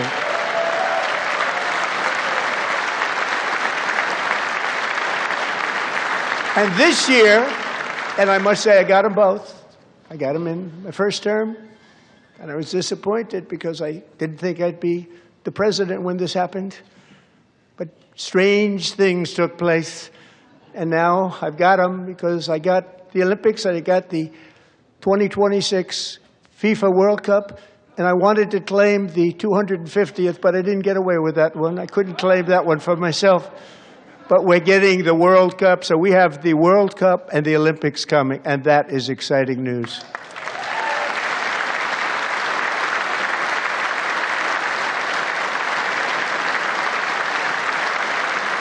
So this will be a year to celebrate our country and the heroes who have kept it free. Men like Buddy Taggart. At age 17, Buddy volunteered to defend America in World War II, serving in the Pacific under the great General Douglas MacArthur. He fought bravely in the famous Battle of Manila, worked so hard. He was badly wounded and almost killed by enemy machine guns in Luzon. And 81 years ago this month, he liberated the largest internment camp in the Philippines, one of the largest anywhere in the world. But he earned many honors, including a Purple Heart and a Bronze Star, came home, started a family, and tonight he is in the gallery looking forward to July 4th, 2026, his 100th birthday.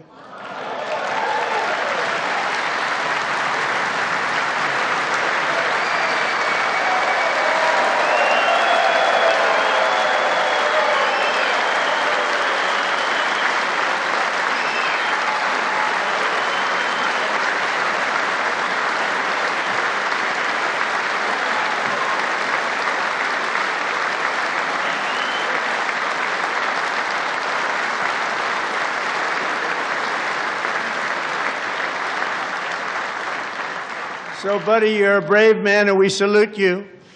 Even in times of challenge, setback, and immense heartache, the spirit of 1776 has always shone through very brightly.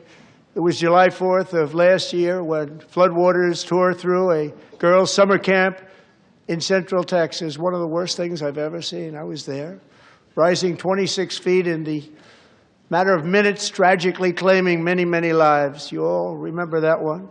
As the waters threatened to sweep her away, 11-year-old Millie Kate McClymont closed her eyes and prayed to God. She thought she was going to die. Those prayers were answered when Coast Guard rescue swimmer Scott Ruskin descended from a helicopter above. Nobody knew where he came from. It was Scott's first ever rescue mission, a young guy, but very brave, very, very top, always top in his class. And he lifted not just Millie Kate, but 164 others to safety.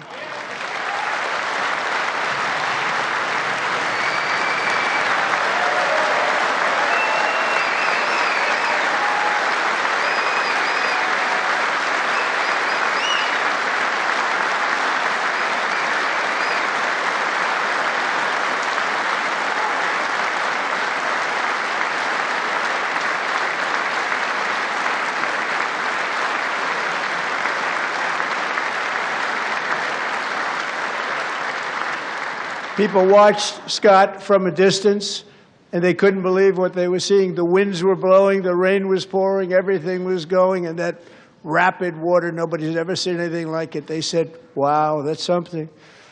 Tonight, Scott and Millie Kate are here together, reunited for the very first time. Thank you, Scott, Millie Kate.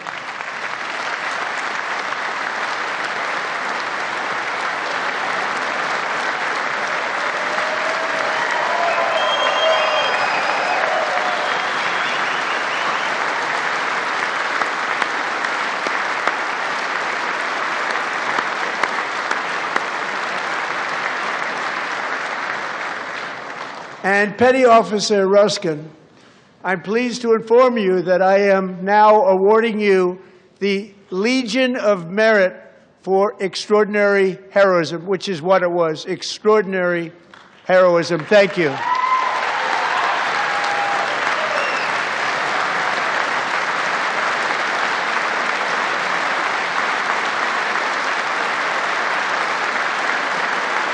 And I'd like to have the military aide to please come down and take care of the service. Military aide, thank you very much. Take care of that very important service. Thank you very much. From 1776 to today, every generation of Americans has stepped forward to defend life, liberty, and the pursuit of happiness. And they're really doing it for the next generation. But now it's our turn. Together we're building a nation where every child has the chance to reach higher and go further, where government answers to the people, not the powerful, and where the interests of hardworking American citizens are always our first and ultimate concern. That is the debt we owe to the heroes who came before us, and that is the promise we must keep to America for our 250th year. Last year, I urged this Congress to begin the mission by passing the largest tax cuts in American history, and our Republican majorities delivered so beautifully. Thank you, Republicans.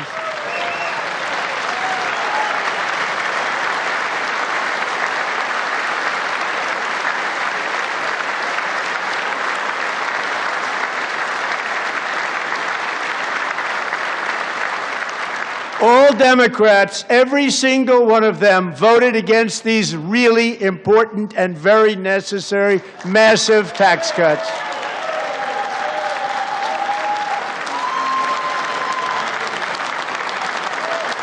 They wanted large-scale tax increases to hurt the people instead.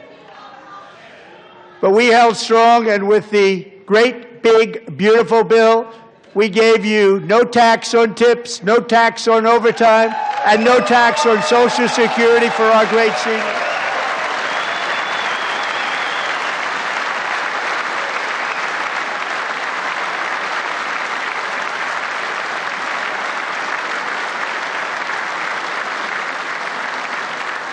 And we also made interest on auto loans tax deductible the first time, but only if the car is made in America.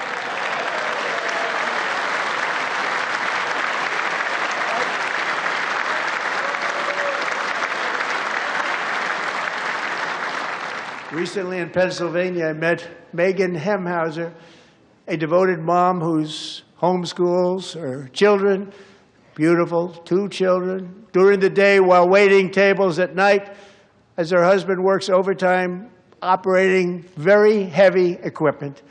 Megan is here this evening, and she's happy to tell you that she is so much richer because with no tax on tips, no tax on overtime, and her expanded child tax credit done again by Republicans, Megan and her husband will take home more than $5,000 extra just for the year, cutting her tax bill in more than half.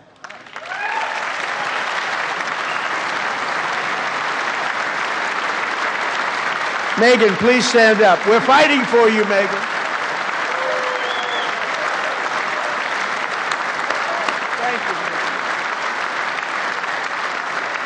Thank you, Megan. We're fighting for you, Megan. Under our bill, parents like Megan can also activate their children's brand new Trump accounts. And I didn't name it. I did not name that.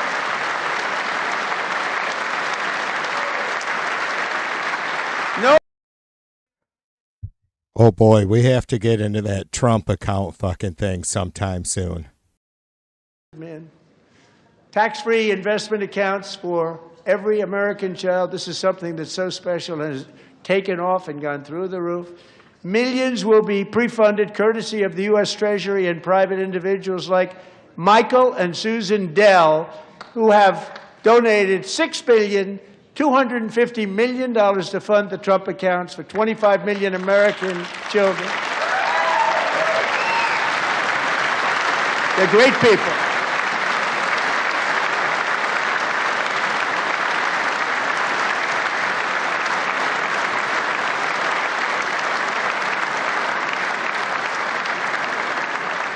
When I asked Michael Dell, how do you make all that money? He said, well, I just sat on my dorm in school, and I made computers, and I'd sell them to people. And I just kept selling and selling and selling, and pretty amazing story. That's called the American dream. He sold a lot of computers, a lot of those laptops, so I congratulate him on that, but I really thank him and Susan, as well as others like Brad Gerstner, a very tremendous guy. He was behind it right from the beginning. Brad Gerstner. Thank you, Brad.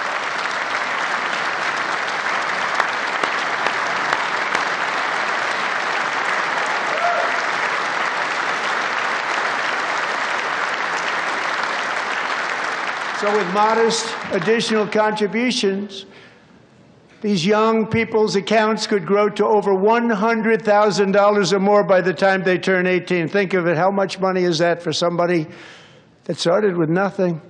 Over 100,000, could be much more than that.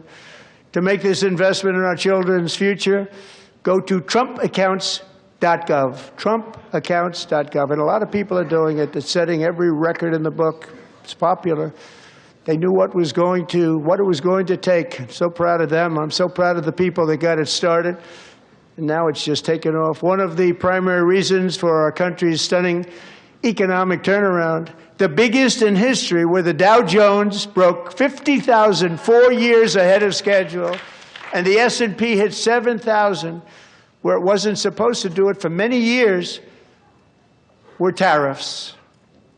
I used these tariffs, took in hundreds of billions of dollars to make great deals for our country, both economically and on a national security basis. Everything was working well. Countries that were ripping us off for decades are now paying us hundreds of billions of dollars. They were ripping us so badly, you all know that. Everybody knows it. Even the Democrats know it. They just don't want to say it. And yet these countries are now happy, and so are we. We made deals. The deals are all done. And they're happy. They're not making money like they used to, but we're making a lot of money. There was no inflation, tremendous growth, and the big story was how Donald Trump called the economy correctly and 22 Nobel Prize winners in economics didn't. They got it totally wrong. They got it really wrong.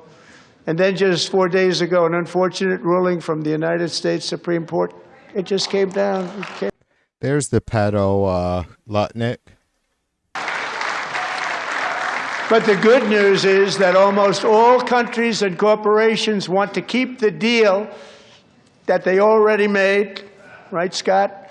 Knowing that the legal power that I, as president, have to make a new deal could be far worse for them, and therefore they will continue to work along the same successful path that we had negotiated before the Supreme Court's unfortunate involvement. So despite the disappointing ruling, these powerful, country-saving, it's saving our country, the kind of money we're taking in, peace-protecting. Many of the wars I settled was because of the threat of tariffs. I wouldn't have been able to settle them without. Will remain in place under fully approved and tested alternative legal statutes. And they have been tested for a long time. They're a little more complex, but they're actually probably better, leading to a solution that will be even stronger than before. Congressional action will not be necessary. It's already time-tested and approved.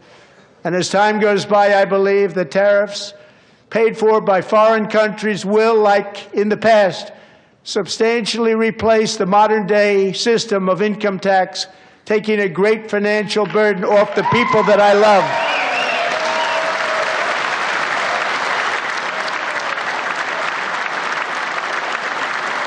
Right?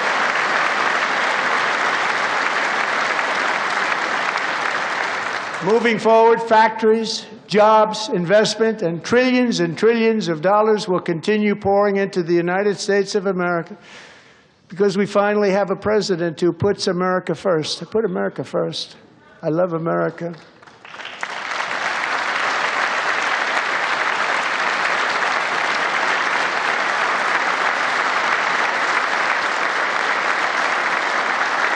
For decades before I came along, we had the exact opposite.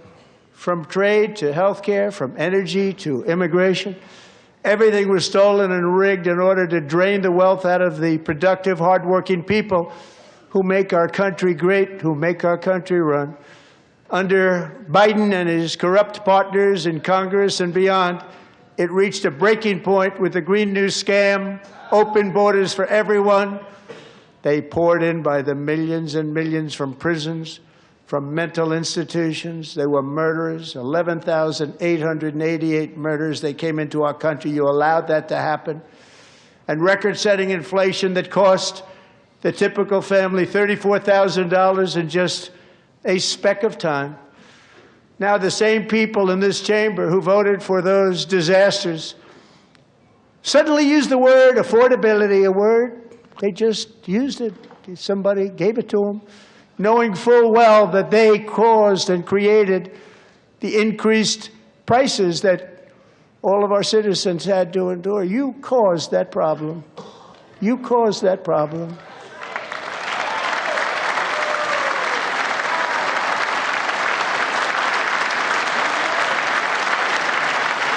I'm exhausted from running the bullshit counter.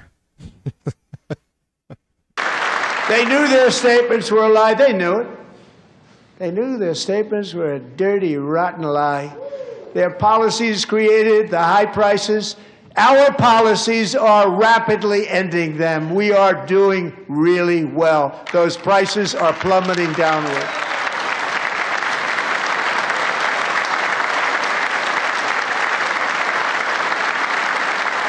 The price of eggs is down 60%, Madam Secretary, thank you. The cost of chicken, butter, fruit, hotels, automobiles, rent is lower today than when I took office by a lot. And even beef, which was very high, is starting to come down significantly. Just hold on a little while, we're getting it down. And soon you will see numbers that few people would think were possible to achieve just a short time ago. Nobody can believe when they see the kind of numbers, and especially energy, when they see energy going down to numbers like that, they cannot believe it. It's like another big tax cut. I'm also confronting one of the biggest ripoffs of our times, the crushing cost of health care caused by you. Since the passage of the Unaffordable Care Act, sometimes referred to as Obamacare, big insurance. Are you guys going to be pissed if I start fucking injecting my fucking super fucking cynical... Here we go. There's the brainworm heroin addict running our healthcare system. Jesus fucking Christ. Stop all payments to big insurance companies and instead give that money directly to the people so they can buy their own health care, which will be better health care at a much lower cost.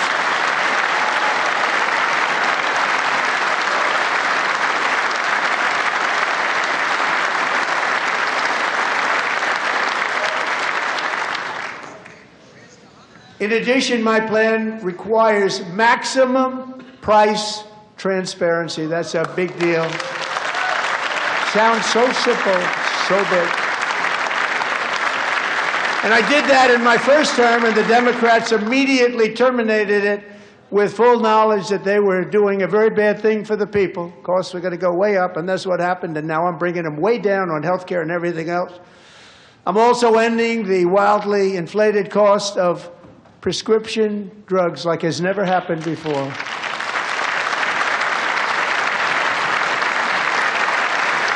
1,500% reduction in health in meds, you guys. 1,500% reduction. But they never could. They tried. Most didn't try, actually. But they tried. They said they tried. They couldn't do it. They didn't even come close. They were all talk and no action. But I got it done. Under my just enacted most favored nation agreements, Americans who have for decades paid by far the highest prices of any nation anywhere in the world for prescription drugs will now pay the lowest price anywhere in the world for drugs. Anywhere. The lowest price.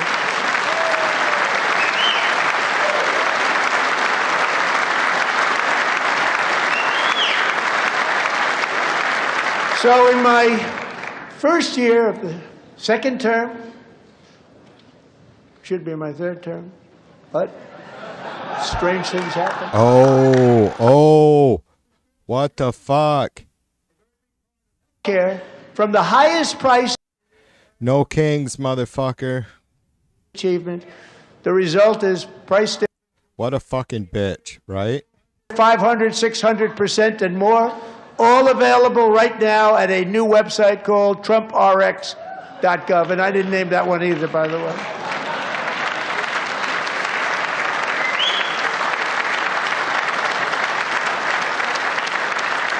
And here tonight is the very first customer ever to get that big discount, and it is big, Catherine Rayner.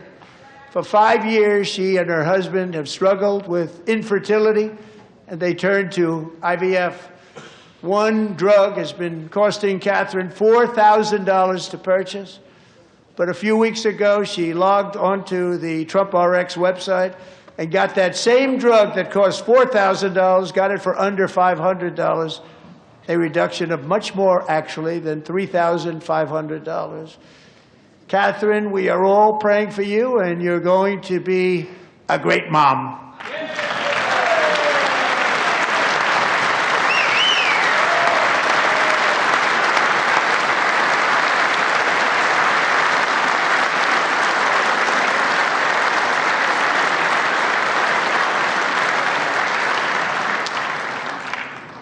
So now I'm calling on Congress to codify my most favored nation program into law. Now, the one thing, I'm not sure it matters because it's going to be very hard for somebody that comes along after me to say, let's raise drug prices by 700 or 800%.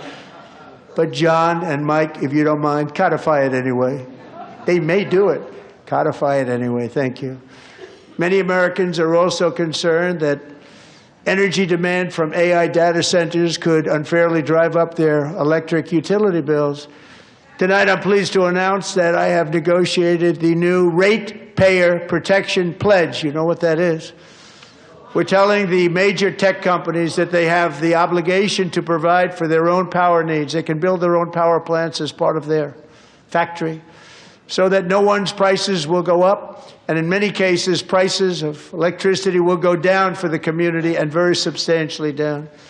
This is a unique strategy never used in this country before. We have an old grid. It could never handle the kind of numbers, the amount of electricity that's needed. So I'm telling them they can build their own plant. They're going to produce their own electricity. It will ensure the company's ability to get electricity while at the same time lowering prices of electricity for you, and could be very substantial for all of you cities and towns. You're going to see some good things happen over the next number of years.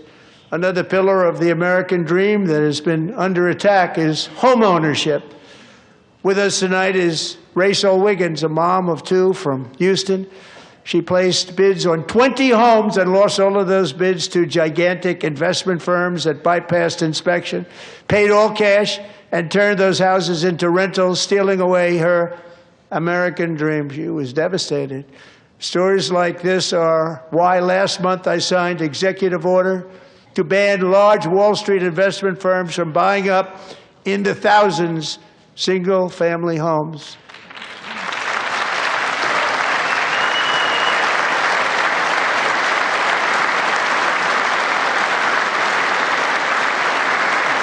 And now I'm asking Congress to make that ban permanent, because homes for people, really, that's what we want. We want homes for people, not for corporations. Corporations are doing just fine. Rachel, thank you very much. Good luck with your home. You'll get one soon.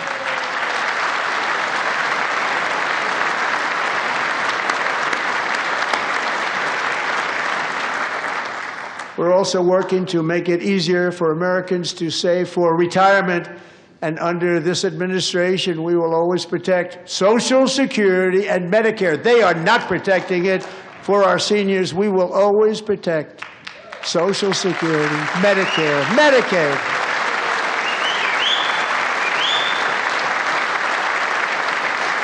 Since I took office, the typical 401k balance is up by at least $30,000. That's a lot of money.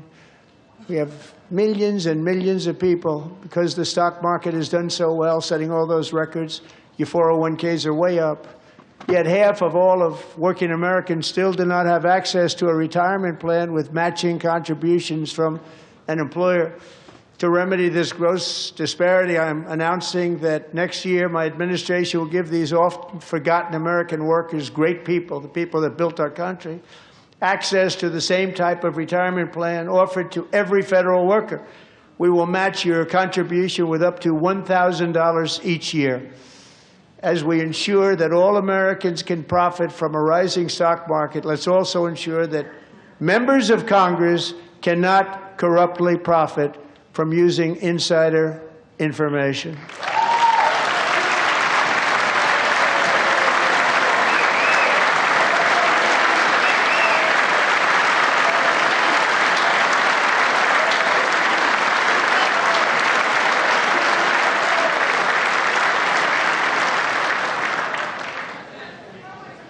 They stood up for that. I can't believe it. I can't believe it. Did Nancy Pelosi stand up if she was here? Doubt it. Pass the Stop Insider Trading Act without delay.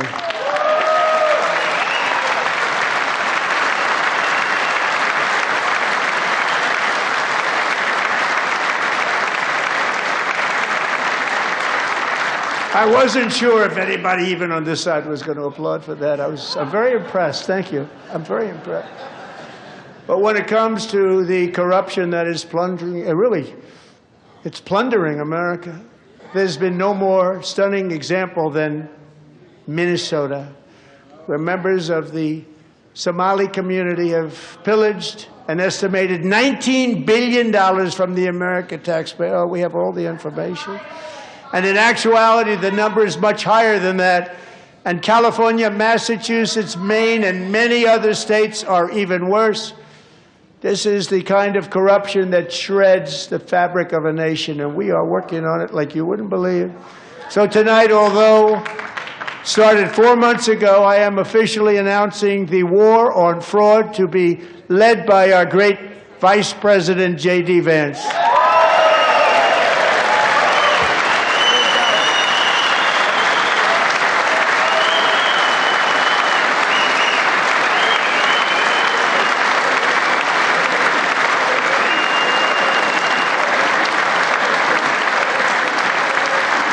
We'll get it done. And if we're able to find enough of that fraud, we will actually have a balanced budget overnight. It'll go very quickly. That's the kind of money you're talking about. We'll balance our budget. The Somali pirates who ransacked Minnesota remind us that there are large parts of the world where bribery, corruption, and lawlessness are the norm, not the exception. Importing these cultures through unrestricted immigration and open borders brings those problems right here to the USA. And it is the American people who pay the price in higher medical bills, car insurance rates, rent, taxes, and perhaps most importantly, crime. We will take care of this problem. We're going to take care of this problem. We are not playing games. Delilah.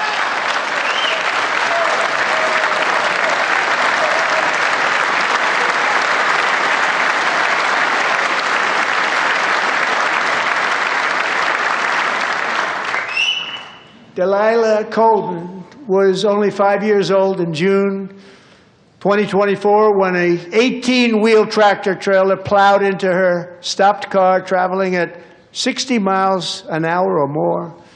The driver was an illegal alien let in by Joe Biden and given a commercial driver's license by open borders politicians in California. Doctors said Delilah would never be able to walk or talk, have a good life. She wouldn't even be able to eat again. But against all odds, she is now in the first grade learning to walk. And she's here this evening with her dad, Marcus, a fantastic man. Delilah, please, you are a great inspiration. Please stand up.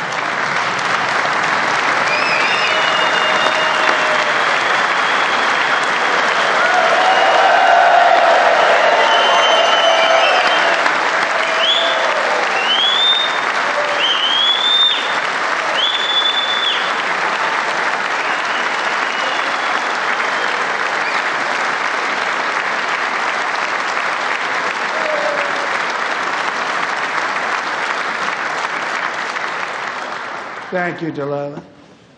Many, if not most, illegal aliens do not speak English and cannot read even the most basic road signs as to direction, speed, danger, or location.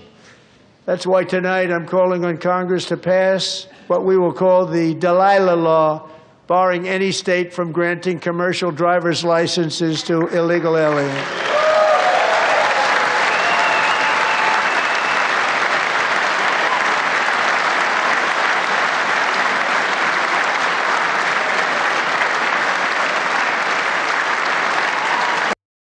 And yesterday, as you probably saw at the White House, I hosted a ceremony with Americans who lost their treasured loved ones to the scourge of illegal immigration. People came into our country, how we allowed this to happen with our open borders.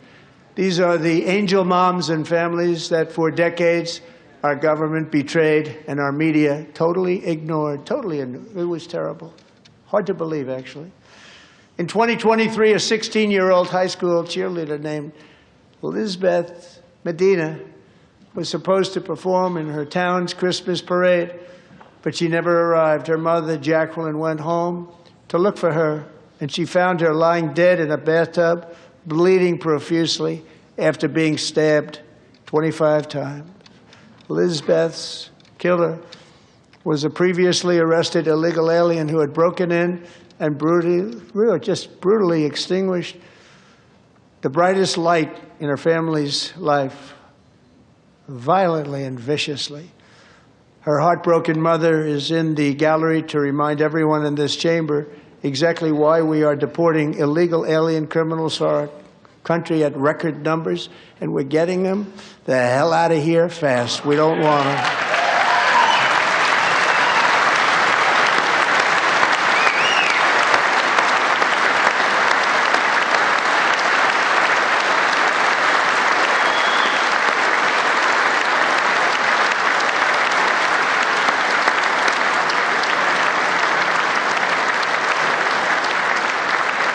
Thank you very much, Jacqueline. Thank you.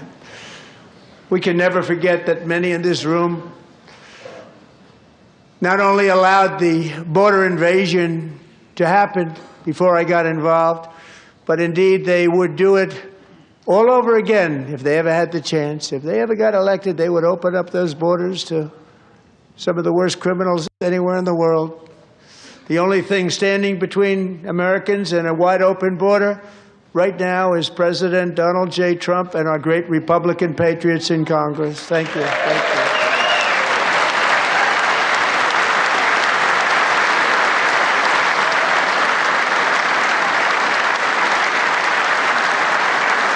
As we speak, Democrats in this chamber have cut off all funding for the Department of Homeland Security. It's all cut off.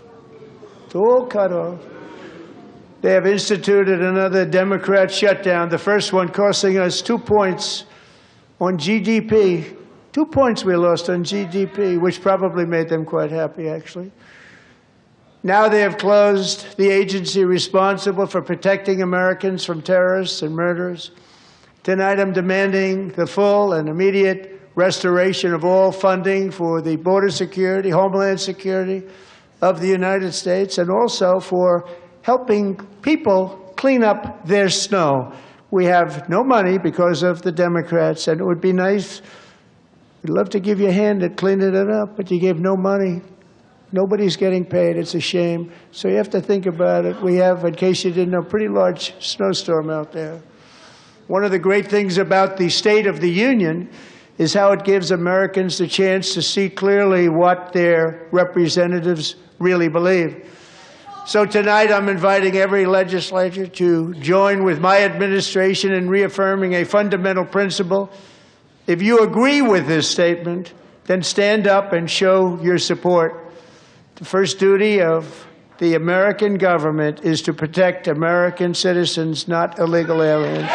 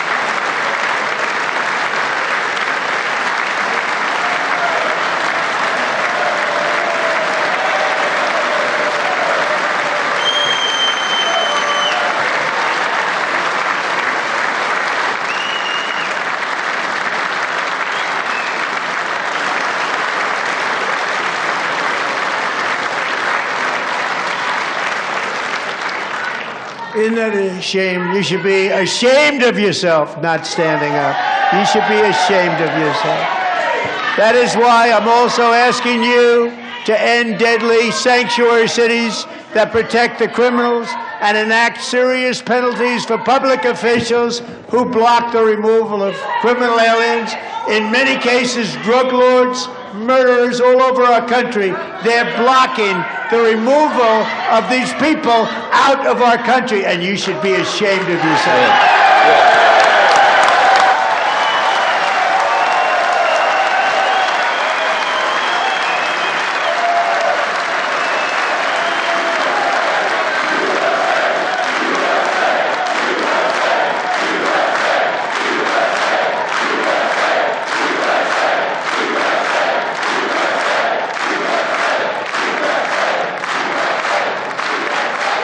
And perhaps most importantly, I'm asking you to approve the Save America Act.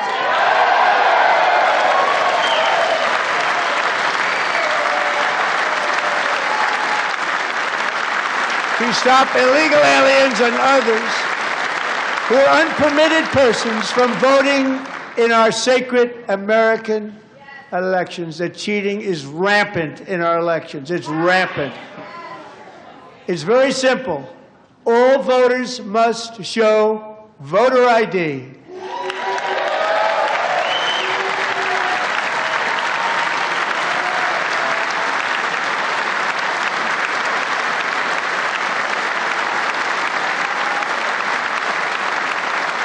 All voters must show proof of citizenship in order to vote.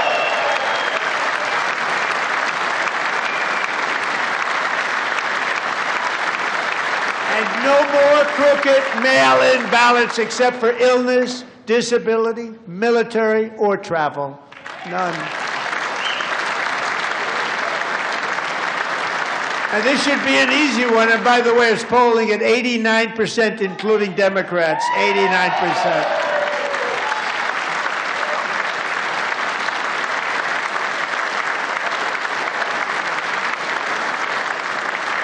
And even the new communist mayor of New York City, I think he's a nice guy, actually. Speak to him a lot. Bad policy, but nice guy. Just said they want people to shovel snow. They got hit hard. Wants them to shovel snow, but if you apply for that job, you need to show 2 original forms of ID and a Social Security card. Yet they don't want identification for the greatest privilege of them all, voting in America. No, it's no good. No good. Both Republicans and Democrats overwhelmingly agree on the policy that we just enunciated. And Congress should unite and enact this common sense, country-saving legislation right now, and it should be before anything else happens.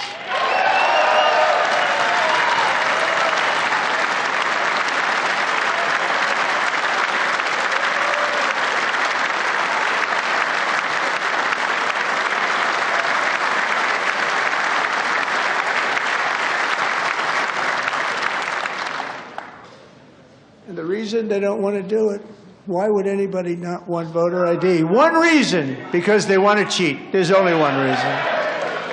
They make up all excuses. They say it's racist. They come up with things you almost say, what imagination they have.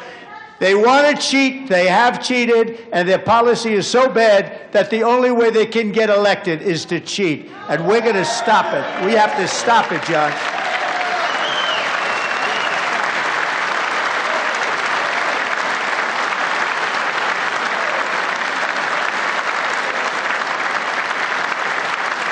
And here is one more opportunity to show common sense in government. In the gallery tonight are Sage Blair and her mother, Michelle. In 2021, Sage was 14 when school officials in Virginia sought to socially transition her to a new gender, treating her as a boy and hiding it from her parents. Hard to believe, isn't it? Before long, a confused Sage ran away from home after she was found in a horrific situation in Maryland. A left-wing judge refused to return Sage to her parents because they did not immediately state that their daughter was their son. Sage was thrown into an all-boys state home and suffered terribly for a long time. But today, all of that is behind them because Sage is a proud and wonderful young woman with a full-ride scholarship to Liberty University. Sage and Michelle, please stand up.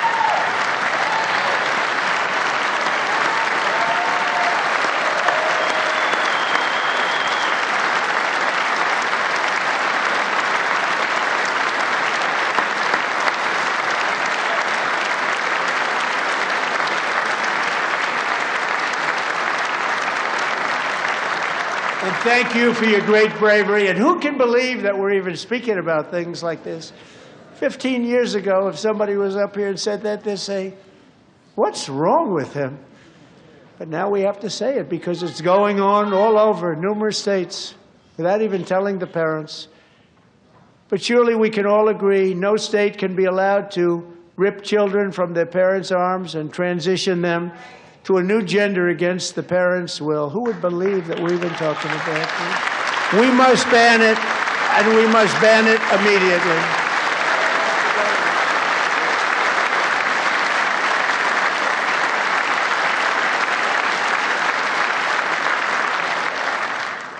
Look, nobody stands up. These people are crazy, I'm telling you.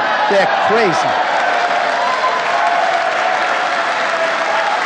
Oh, for fuck's sake. Jesus Christ, you guys.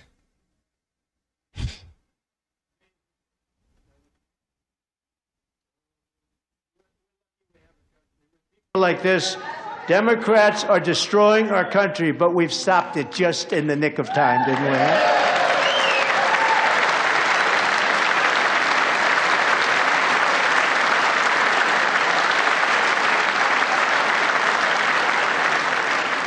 No one cares more about protecting America's youth than our wonderful First Lady. Now a movie star. She's a movie star. Can you believe it? It's so fucking insane, Bill. I don't, for fuck's sake. Legislation advancing a landmark executive order on foster care and helping secure $30 million to launch the Melania Trump Foster Youth to Independence Initiative. It's a tremendous, really a tremendous thing that happened and had a lot of bipartisan support. She gets much better bipartisan support than I do. I get none. She gets a lot. Someday you're going to have to tell me how you did that. And students and educators in every state have joined the First Lady's efforts in the presidential AI challenge, keeping America's next generation positioned to succeed and strongly succeed in the future. Tonight we welcome two young people whose lives reflect the First Lady's impact, Sierra Burns and Everest Nevermont. Thank you both, and Melania, thank you. I know how hard you worked on it. Thank you very much.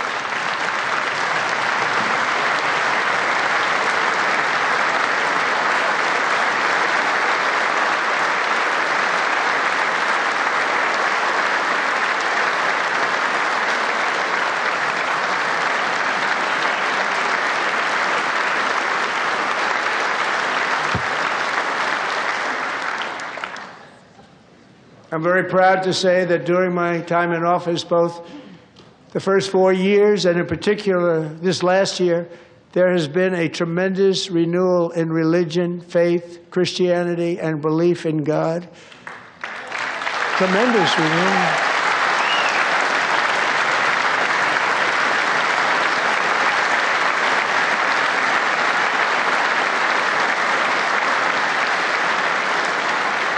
This is especially true among young people, and a big part of that had to do with my great friend, Charlie Kirk, a great guy, great man.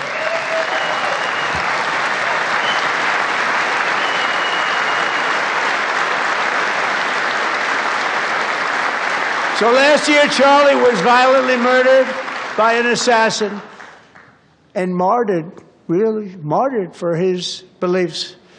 His wonderful wife, Erica, is with us tonight. Erica, please stand.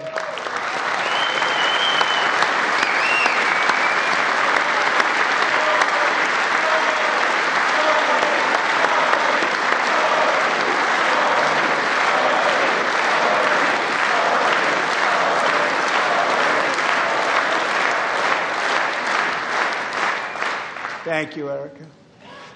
Been through a lot. In Charlie's memory, we must all come together to reaffirm that America is one nation under God, and we must totally reject political violence of any kind.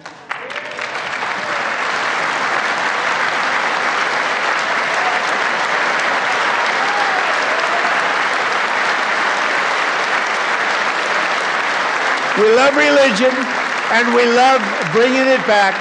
And it's coming back at levels that nobody actually thought possible. It's really a beautiful thing to see. Above all, unleashing America's promise requires keeping our communities safe. We have made incredible strides, yet dangerous repeat offenders continue to be released by pro-crime Democrat politicians again and again. We are honored to be joined tonight by a woman who's been through hell, Anya Zarutska. In 2022, she and her beautiful daughter, so beautiful, what a beautiful young woman, Irina, fled war-torn Ukraine to live with relatives near Charlotte, North Carolina. And by the way, what's going on with Charlotte? Last summer, 23-year-old Irina was riding home on the train when a deranged monster who had been arrested over a dozen times and was released through no cash bail stood up and viciously slashed a knife through her neck and body. No one will ever forget. There were people on that train.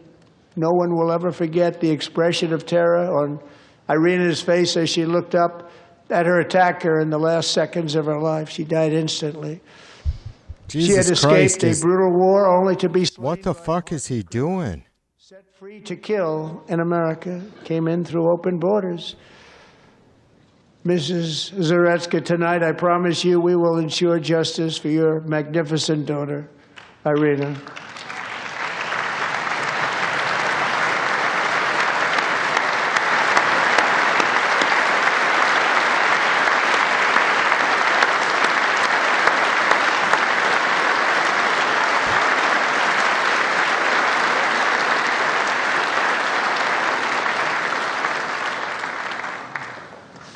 How do you not stand? How do you not stand? I'm asking this Congress to pass tough legislation to ensure that violent and dangerous repeat offenders are put behind bars, and importantly, that they stay there.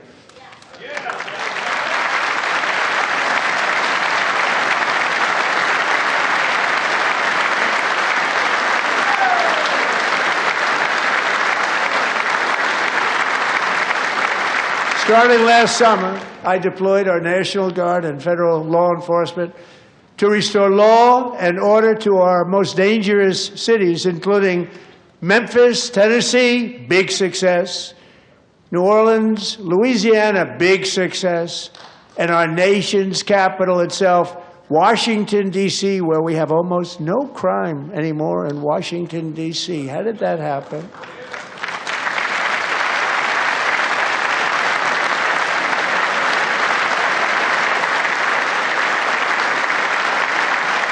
In fact, crime in Washington is now at the lowest level ever recorded, and murders in D.C. this January were down close to 100% from a year ago.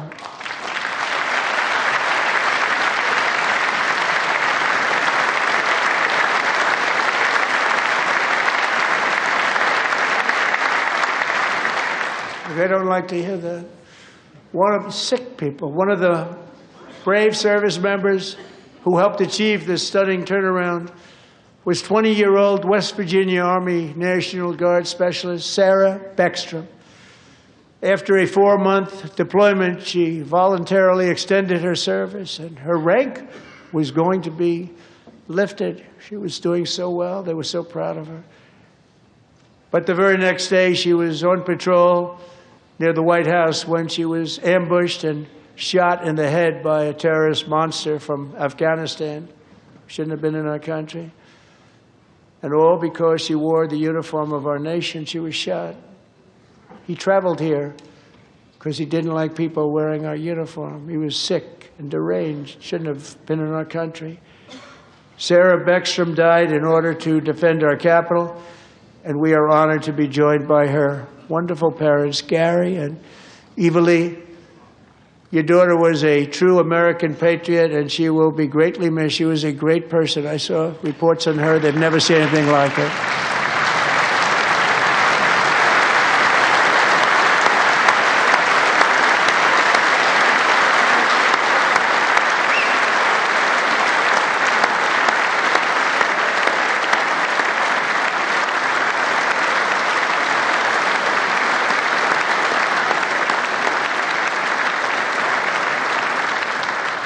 So sorry. Thank you very much. She's a great young lady. I saw reports that were like Perfect. She was perfect. Serving alongside Sarah that day was Staff Sergeant Andrew Wolf. The terrorist shot Andrew in the head, and no one thought he could possibly make it. The two of them, Sarah and Andrew, both shot violently in the head. Neither was expected to make it. They weren't even given a chance, except his wonderful mother, named Melody, who I spoke to the same night. And she was so positive. The doctors thought that Andrew was gone. But his mother said, no, no, Mr. President, Andrew will be fine. He's going to make it. I've never seen anything like it. I mean, he was given almost no chance. She said, I have no doubt, sir, he's going to be okay. This was a conversation that I had with her that night, with her son laying helplessly in bed, blood all over. Everybody is praying, she said, sir, he will be okay. The doctors didn't understand what she was saying. And after looking at the results of the damage done, neither did I. She was so strong and conclusive that even Andrew's great father felt she didn't really understand the gravity of the situation. But she turned out to be right. Right, Melody? She turned out to be right.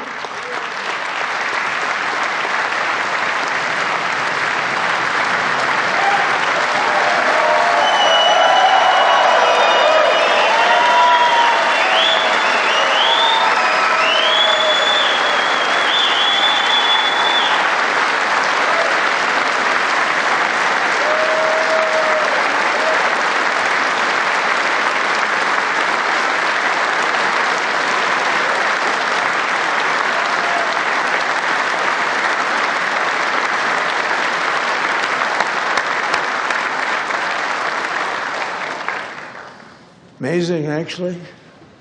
I said, where does this woman come from? She's the most positive person I've ever met. With God's help, Andrew has battled back from the edge of death, and we're talking about the edge of death, on his way to a miraculous recovery. He's got a little work to do, but he's doing great. Nice to see you. He's a good-looking guy. Nice to see you. Thanks, Andrew. Thank you very much.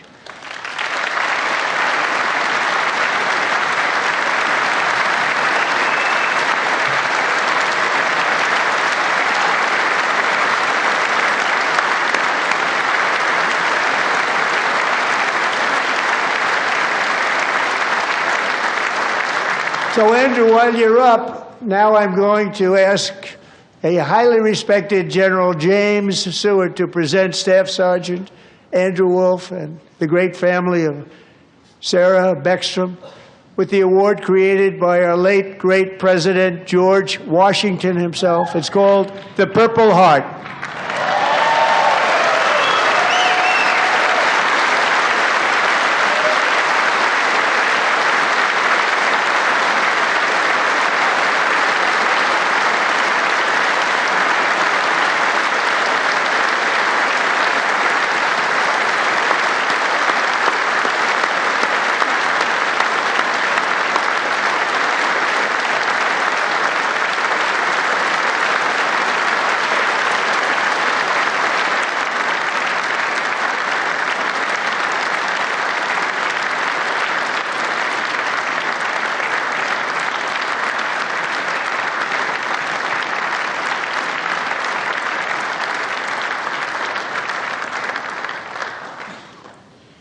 We love you all.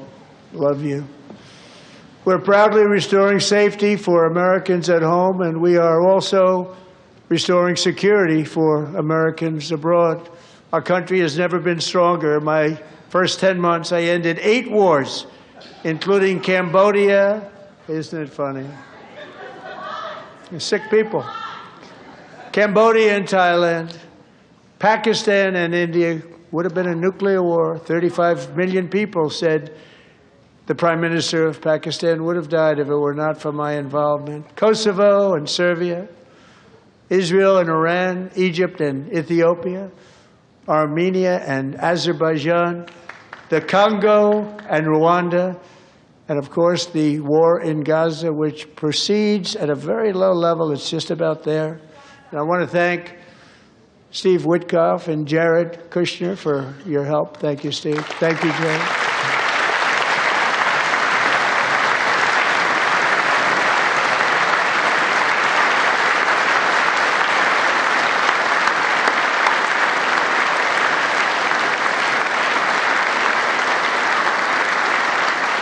And I also want to thank the man they report to, Secretary of State Marco Rubio. Thank you, Marco.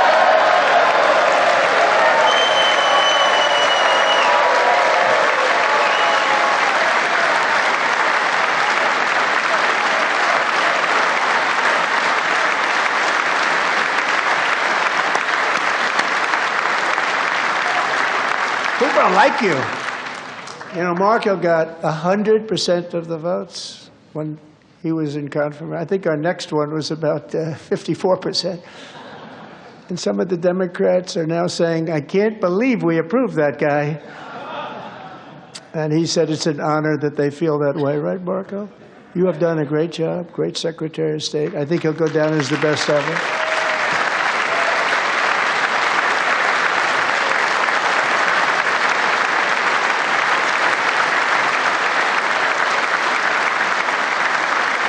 Under the ceasefire I negotiated, every single hostage, both living and dead, has been returned home. Can you believe that?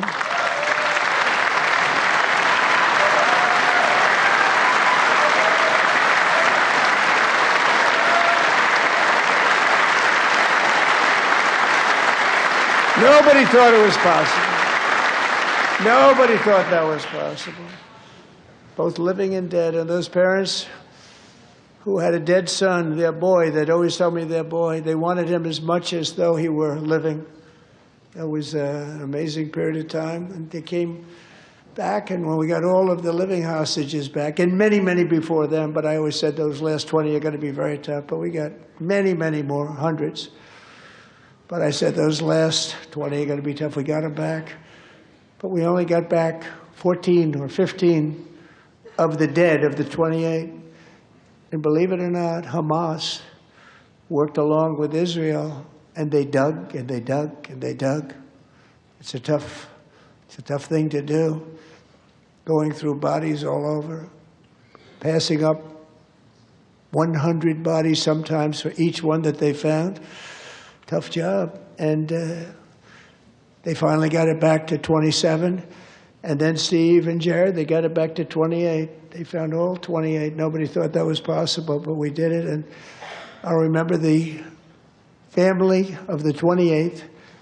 They were so grieved, but they were so happy as it's possible to be. They had their boy back. The mother said, "Sir, we have our boy back." What a period of time that was, but we got them all back. So thank you both very much. Great job.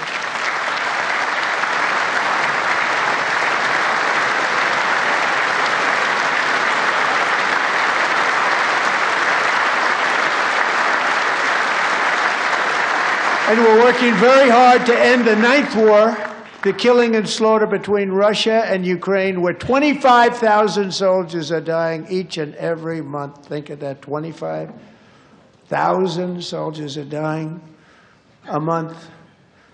A war which would have never happened if I were president, would have never happened.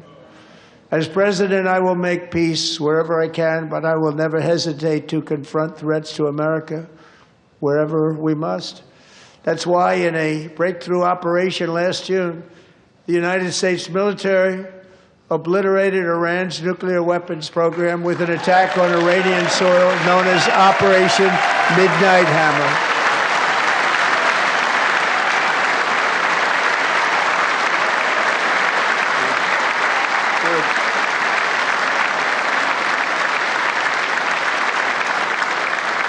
For decades, it had been the policy of the United States never to allow Iran to obtain a nuclear weapon.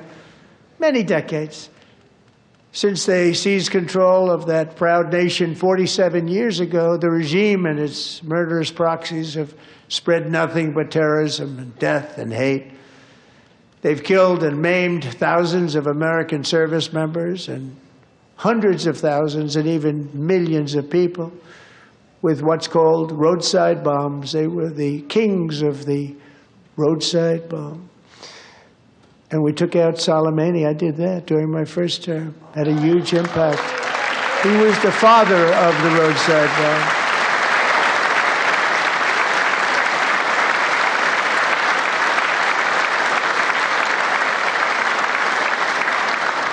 And just over the last couple of months with the protests, they've killed at least, it looks like, 32,000 protests. 32,000 protesters in their own country. They shot them and hung them. We stopped them from hanging a lot of them with the threat of serious violence. But this is some terrible people. They've already developed missiles that can threaten Europe and our bases overseas, and they're working to build missiles that will soon reach the United States of America. After Midnight Hammer, they were warned to make no future attempts to rebuild their weapons program, and in particular, nuclear weapons. Yet they continue, starting it all over. We wiped it out, and they want to start all over again, and are at this moment again pursuing their sinister ambitions. We are in negotiations with them. They want to make a deal, but we haven't heard those secret words. We will never have a nuclear weapon. My preference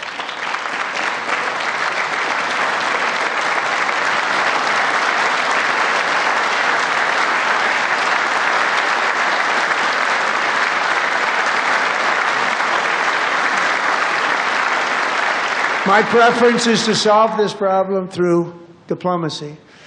But one thing is certain, I will never allow the world's #1 sponsor of terror, which they are by far, to have a nuclear weapon. Can't let that happen.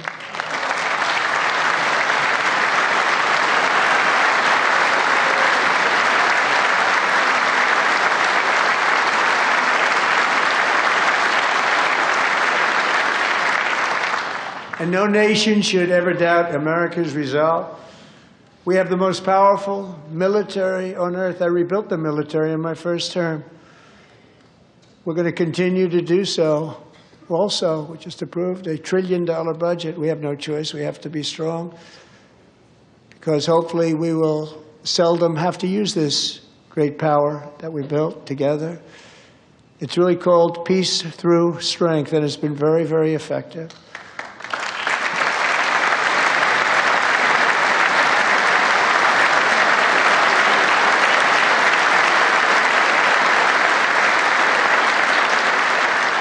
So thanks to Republicans in Congress, we're investing that record number of dollars, have no choice, in the United States Armed Forces. Also creating a lot of jobs, but we're not even doing it for that reason. Because as I said, we have more jobs, more people working today than ever before in the history of our country. And NATO countries are friends and allies. They are. They're our friends and they're our allies. Have just agreed, at my very strong request, to pay 5% of GDP for military defense rather than the 2%, which they weren't paying. We were paying for almost all of NATO.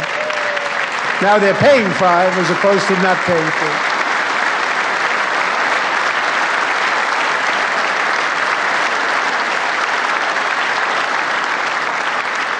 And getting that 5% was something which everyone said would never be done, could not happen. We got it really easily with one meeting.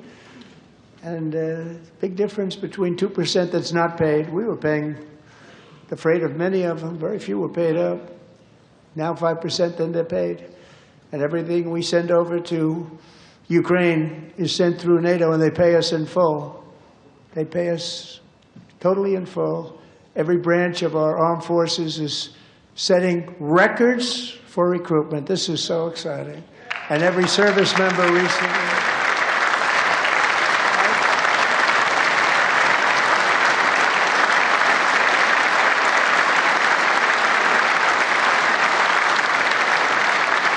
And every service member recently received a warrior dividend of $1,776.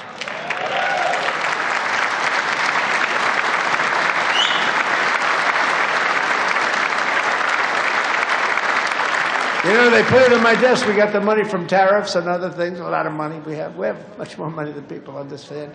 Have to rebuild that program a little bit, but it won't take long.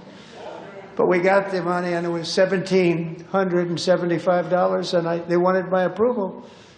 And I said, what's the number? $1,775. I said, wait a minute. For $1 more, we can have $1,776. It's going to...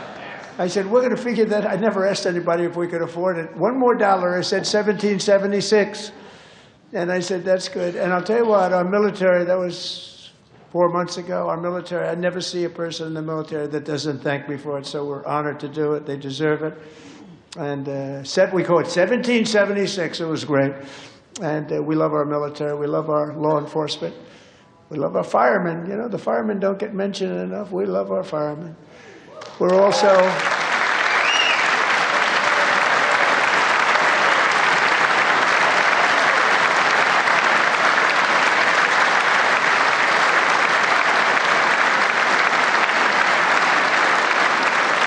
We're also restoring American security and dominance in the Western Hemisphere, acting to secure our national interests and defend our country from violence, drugs, terrorism, and foreign interference. For years, large swaths of territory in our region, including large parts of Mexico, really large parts of Mexico, have been controlled by murderous drug cartels. That's why I designated these cartels as foreign terrorist organizations, and I declared illicit fentanyl as a weapon of mass destruction.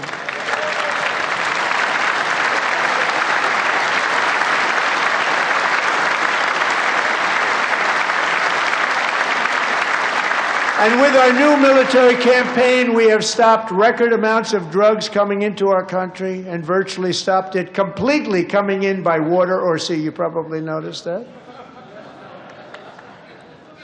We very seriously damaged their fishing industry also. Nobody wants to go fishing anymore. We've also taken down one of the most sinister cartel kingpins of all. You saw that yesterday. In January,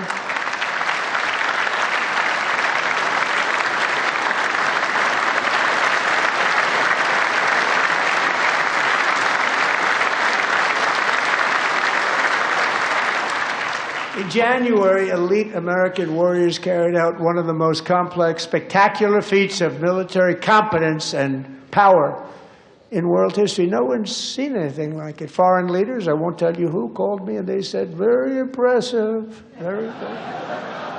They couldn't believe, they all watched, they saw what happened. This is a different fighting force than we had years ago when we fought to tie. You know, it's a great fighting force. I'm so proud of it. Look at Space Force. Space Force is my baby, because we did that. My baby is becoming so important.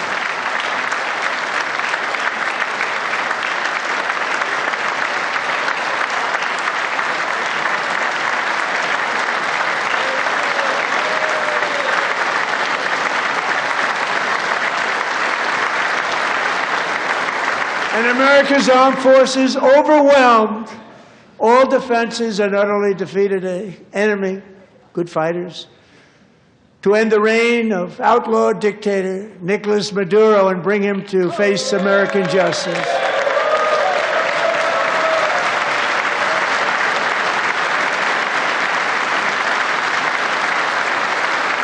And this was an absolutely colossal victory for the security of the United States, and it also opens up a bright new beginning for the people of Venezuela. We're working closely with the new president of Venezuela, Delcy Rodriguez, to unleash extraordinary economic gains for both of our countries and to bring new hope to those who have suffered so terribly. They really did suffer. With us tonight is Alejandra Gonzalez. She grew up in a tight-knit Venezuelan family and was especially close to her beloved uncle Enrique. But after Enrique ran for office and opposed Maduro, he was kidnapped by Maduro's security forces and thrown into the regime's really infamous prison in Caracas. Alejandra feared she would never see her uncle again. She feared for her own life also. But since the raid, we have worked with the new leadership, and they have ordered the closure of that vile prison and released hundreds of political prisoners already, with more to come. Alejandro, I'm pleased to inform you that not only has your uncle been released, but he is here tonight. We brought him over to celebrate his freedom with you in person. Enrique, please come down.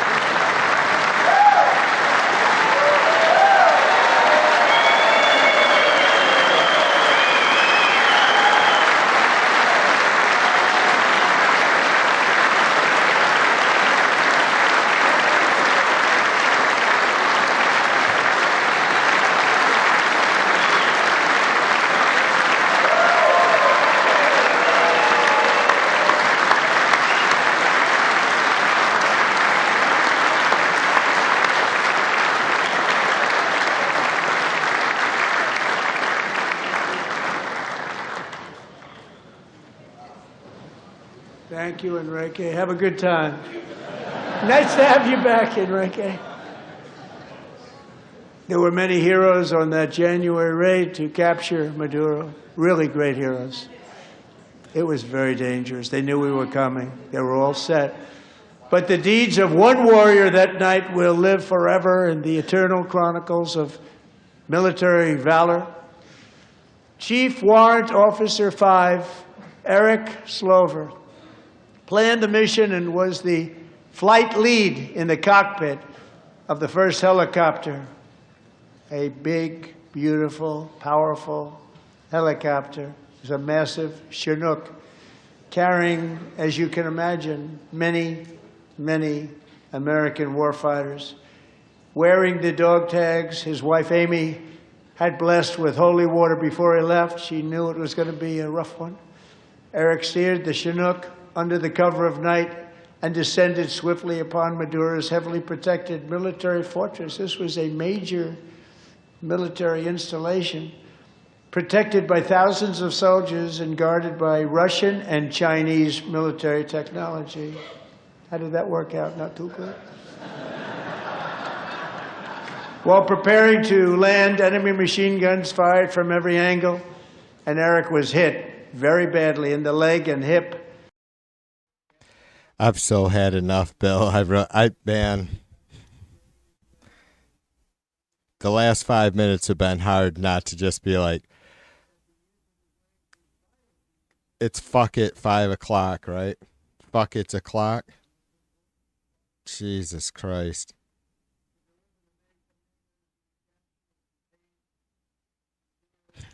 But I don't know what to say. This is yeah. I am fucking stupefied. Right in front of them, they were right in front of them, 2 machine gunners who escaped the wrath of the previous planes. Eric maneuvered his helicopter with all of those lives and souls to face the enemy and let his gunners eliminate the threat. Turned the helicopter around so the gunners could take care of business, saving the lives of his fellow warriors from what could have been a catastrophic crash deep in enemy territory. Right on, Random. Yeah, that's all great, motherfucker. What about the fucking aliens? When do I get to have a spaceship so I can get the fuck out of here? Wounded, but not as gravely, to take over. I'm about ready to pass out. The success of the entire mission and the lives of his fellow warriors hinge on Eric's ability to take searing pain. It was unbelievable what's happened to his legs of the bullets, and keep on flying and landing, and people knew what was happening. Everybody in the back of the helicopter knew because they saw the blood pouring down the aisle. Chief Warrant Officer Slover is still recovering from his serious wounds, but I'm thrilled to say that he is here tonight with his wife Amy, Eric, and Amy, come on in.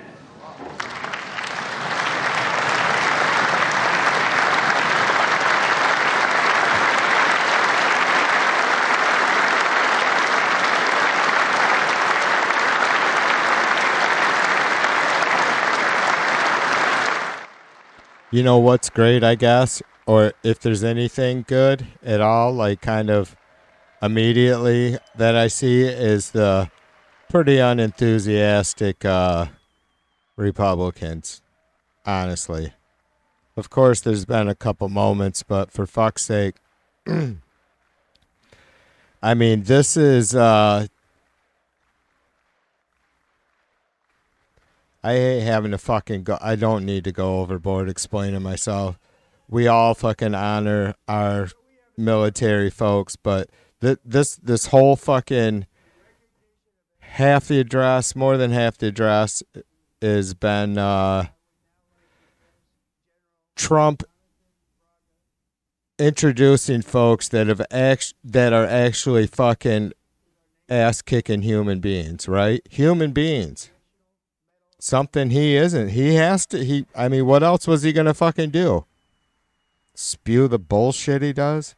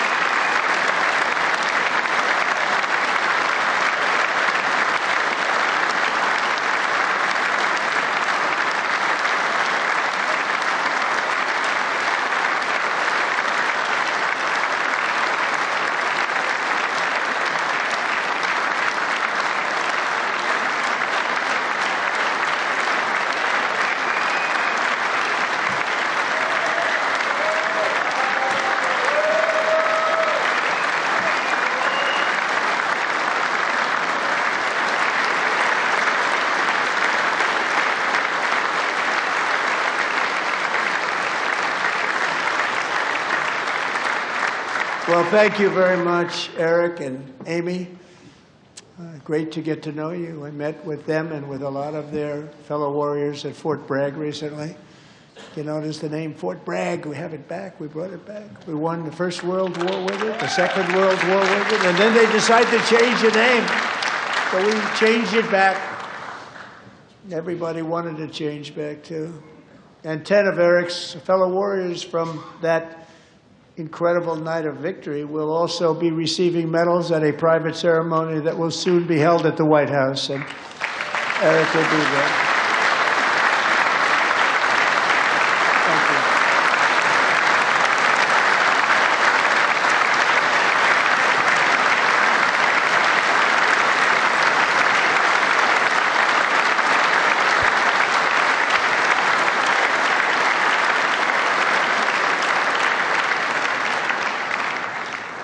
Thank you, Eric. That's a big one. Tonight we've celebrated many truly extraordinary American patriots, but there is one last living legend to honor before we go. He is one more heroic American aviator, Navy fighter pilot. Royce Williams served in World War II, Korea, Vietnam, flying more than 220 missions. In the skies over Korea in 1952, Royce was in the dogfight of a lifetime, legendary dogfight. Flying through blizzard conditions, his squadron was ambushed by 7 Soviet fighter planes. It was his first aerial combat of the war, and despite being massively outnumbered and outgunned, Royce led the takedown of 4 enemy jets and almost destroyed the others, vanquishing his adversaries while taking 263 bullets to his own plane and being seriously hurt. His story was secret for over 50 years. He didn't even want to tell his wife, but the legend grew and grew. But tonight, at 100 years old, this brave Navy captain is finally getting the recognition he deserves. He was a legend long before this evening. Royce, please stand up, and I will ask the First Lady of the United States to present Captain Royce Williams with his Congressional Medal of Honor.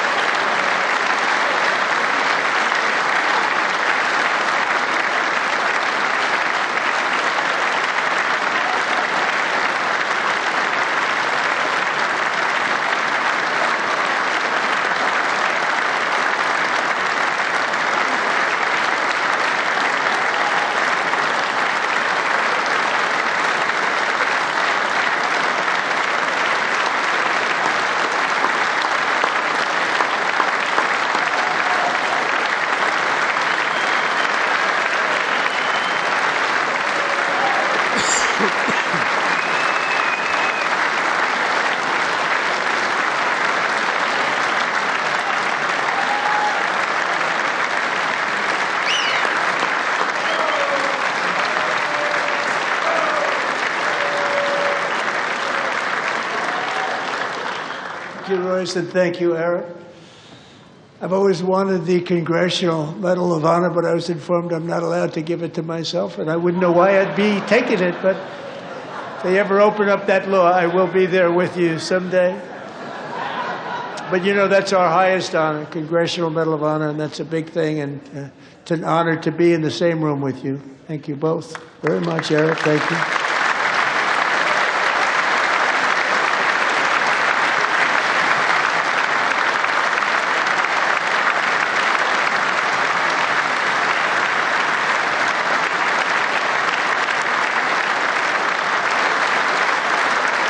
Thank you. 250 years is a long time in the life of a nation, but in another sense, it's really a mere moment in the eye of history. Two of the gentlemen we met in the gallery this evening took their first breaths 1 century ago, 100 years before that, on July 4th, 1826, the author of the Declaration of Independence, brilliant, Thomas Jefferson, drew his last breath. Just a single long human lifespan separates the giants who declared and won our independence from the heroes who stand among us tonight. Everything our nation has done, everything we have achieved, has been the work of those few great lifetimes. In those brief chapters, Americans built this nation from 13 humble colonies into the pinnacle of human civilization and human freedom, the strongest, wealthiest, most powerful, most successful nation in all of history. Americans ventured out across the daunting and dangerous continent. We carved paths through an unforgiving wilderness, settled a boundless frontier, and tamed the beautiful but very, very dangerous Wild West. From empty marshes and wide open plains, we raised. Fucking wrap it up, Gramps. Together we mastered the world's mightiest industries and shattered history's monstrous tyrannies, and we liberated millions from the chains of fascism, communism, oppression, and terror. Americans lifted humanity into the skies on the wings of aluminum and steel, and then we launched mankind into the stars on rockets powered by sheer American will and unyielding American pride. We wired the globe with our ingenuity. We captivated the planet with American culture. And now we are pioneering the next great American breakthroughs that will change the entire world. All of this and so much more is the enduring legacy, unmatched glory of the hardworking patriots who built and defended this country and who still carry the hopes and freedoms on all of humanity's backs. For years they were forgotten, betrayed, and cast aside. But that great betrayal is over, and they will never be forgotten again. Because when the world needs courage, daring, vision, and inspiration, it is still turning to America. And when God needs a nation to work his miracles, he knows exactly who to ask. There is no challenge. I said wrap it up. Too vast for us to conquer. No dream too bold for us to chase. No horizon too distant for us to claim. For our destiny is written by the hand of providence, and these first 250 years were just the beginning. From the rugged border towns of Texas to the heartland villages of Michigan, from the sun-kissed shores of Florida to the endless fields of the Dakotas, and from the historic streets of Philadelphia to right here in our nation's capital, Washington, D.C., the golden age of America is upon us. The revolution that began in 1776 has not ended. It still continues because the flame of liberty and independence still burns in the heart of every. That I agree with him on. The spirit of revolution is strong today. Thank you, God bless you, and God bless America.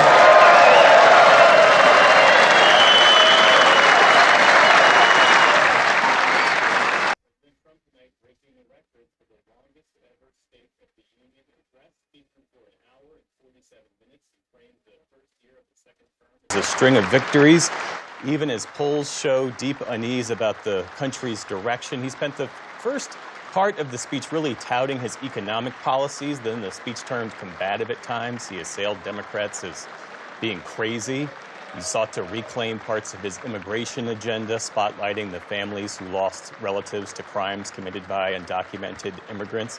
And again, this is a speech that is coming at a time when 6 in 10 Americans say the country is in a worse place than a year ago. We'll watch now as the president departs the chamber. Let's go to our Lisa Desjardins, who, again, has this choice spot in the press gallery just atop the rock where President Trump is speaking this evening. And Lisa, Democratic leadership was really intent on not becoming a prop of their reactions to President Trump. They are pure Democrats.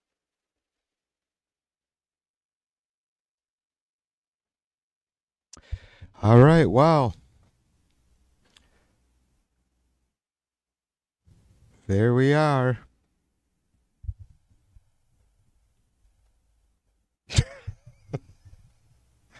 Putin says, see you bye, Felicia. Donald J. Trump. President Felicia. What is he, like fucking 6'4", 300 pounds of fucking crying ass bitch? I'm probably, I could easily get going and just like fucking run my gob for a minute. It's probably, and I'm sure I wouldn't be ashamed at all of what might come out of my mouth. I'm just, there's no sense in being any more of a dickweed, I guess, than I normally am. It's pretty disgusting though. I know you guys feel that, I'm sure. Yeah, see you later, big fucking Felicia. Oh. Fasci Felicia. President Fasci Felicia. J. Trump. And the J stands for jailbait. That is his middle initial, right? J or something, yeah. Yep. Am I right? The J stands for jailbait. Unfortunately, I have a child rapist in the display on my screen there. And he was elected president of the United States.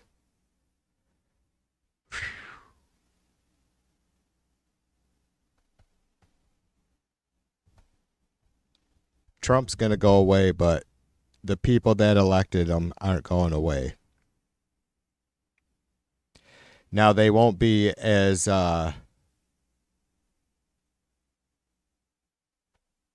unified as they are under Trump. Well, not immediately. We'll see who fucking comes up. We'll see who they decide to elect as their next king. So anyways. Thanks to Lolo there. Cheers to you, sister. Her link is still pinned in the chat. Go check her out. She's a fucking riot. And, yeah, goes through the shit, like I said before. So thanks to her for restreaming this stream that I restream PBS on. But thanks to all you folks for hanging out and enduring or whatever. Even if you had the volume down, that's cool. I get it. I don't know. I don't want to fucking ramble. I do, but I don't. There's nothing. We just listened to 2 fucking hours of rambling. There's probably no need for me to take up that torch, right? But I tell you what, I appreciate you guys, and you'll see me soon, whether you like it or not.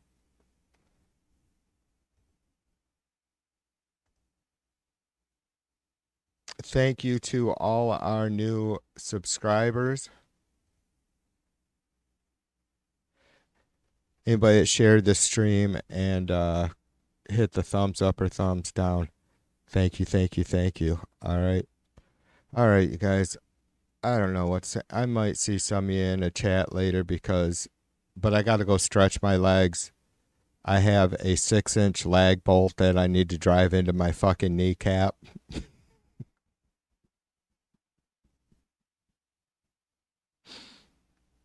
Why not? Right. All right.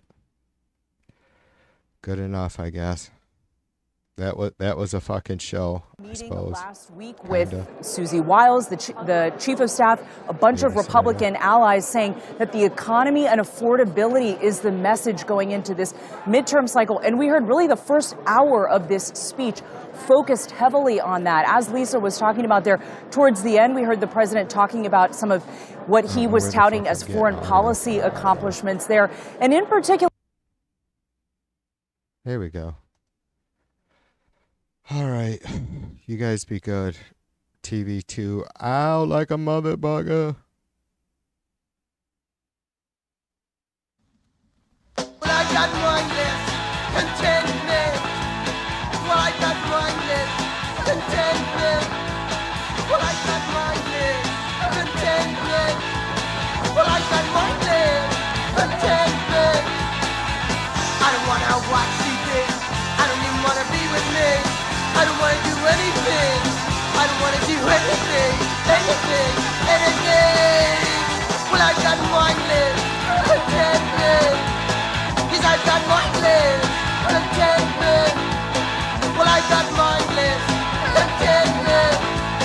Well, I got mindless contentment. I know now. I know.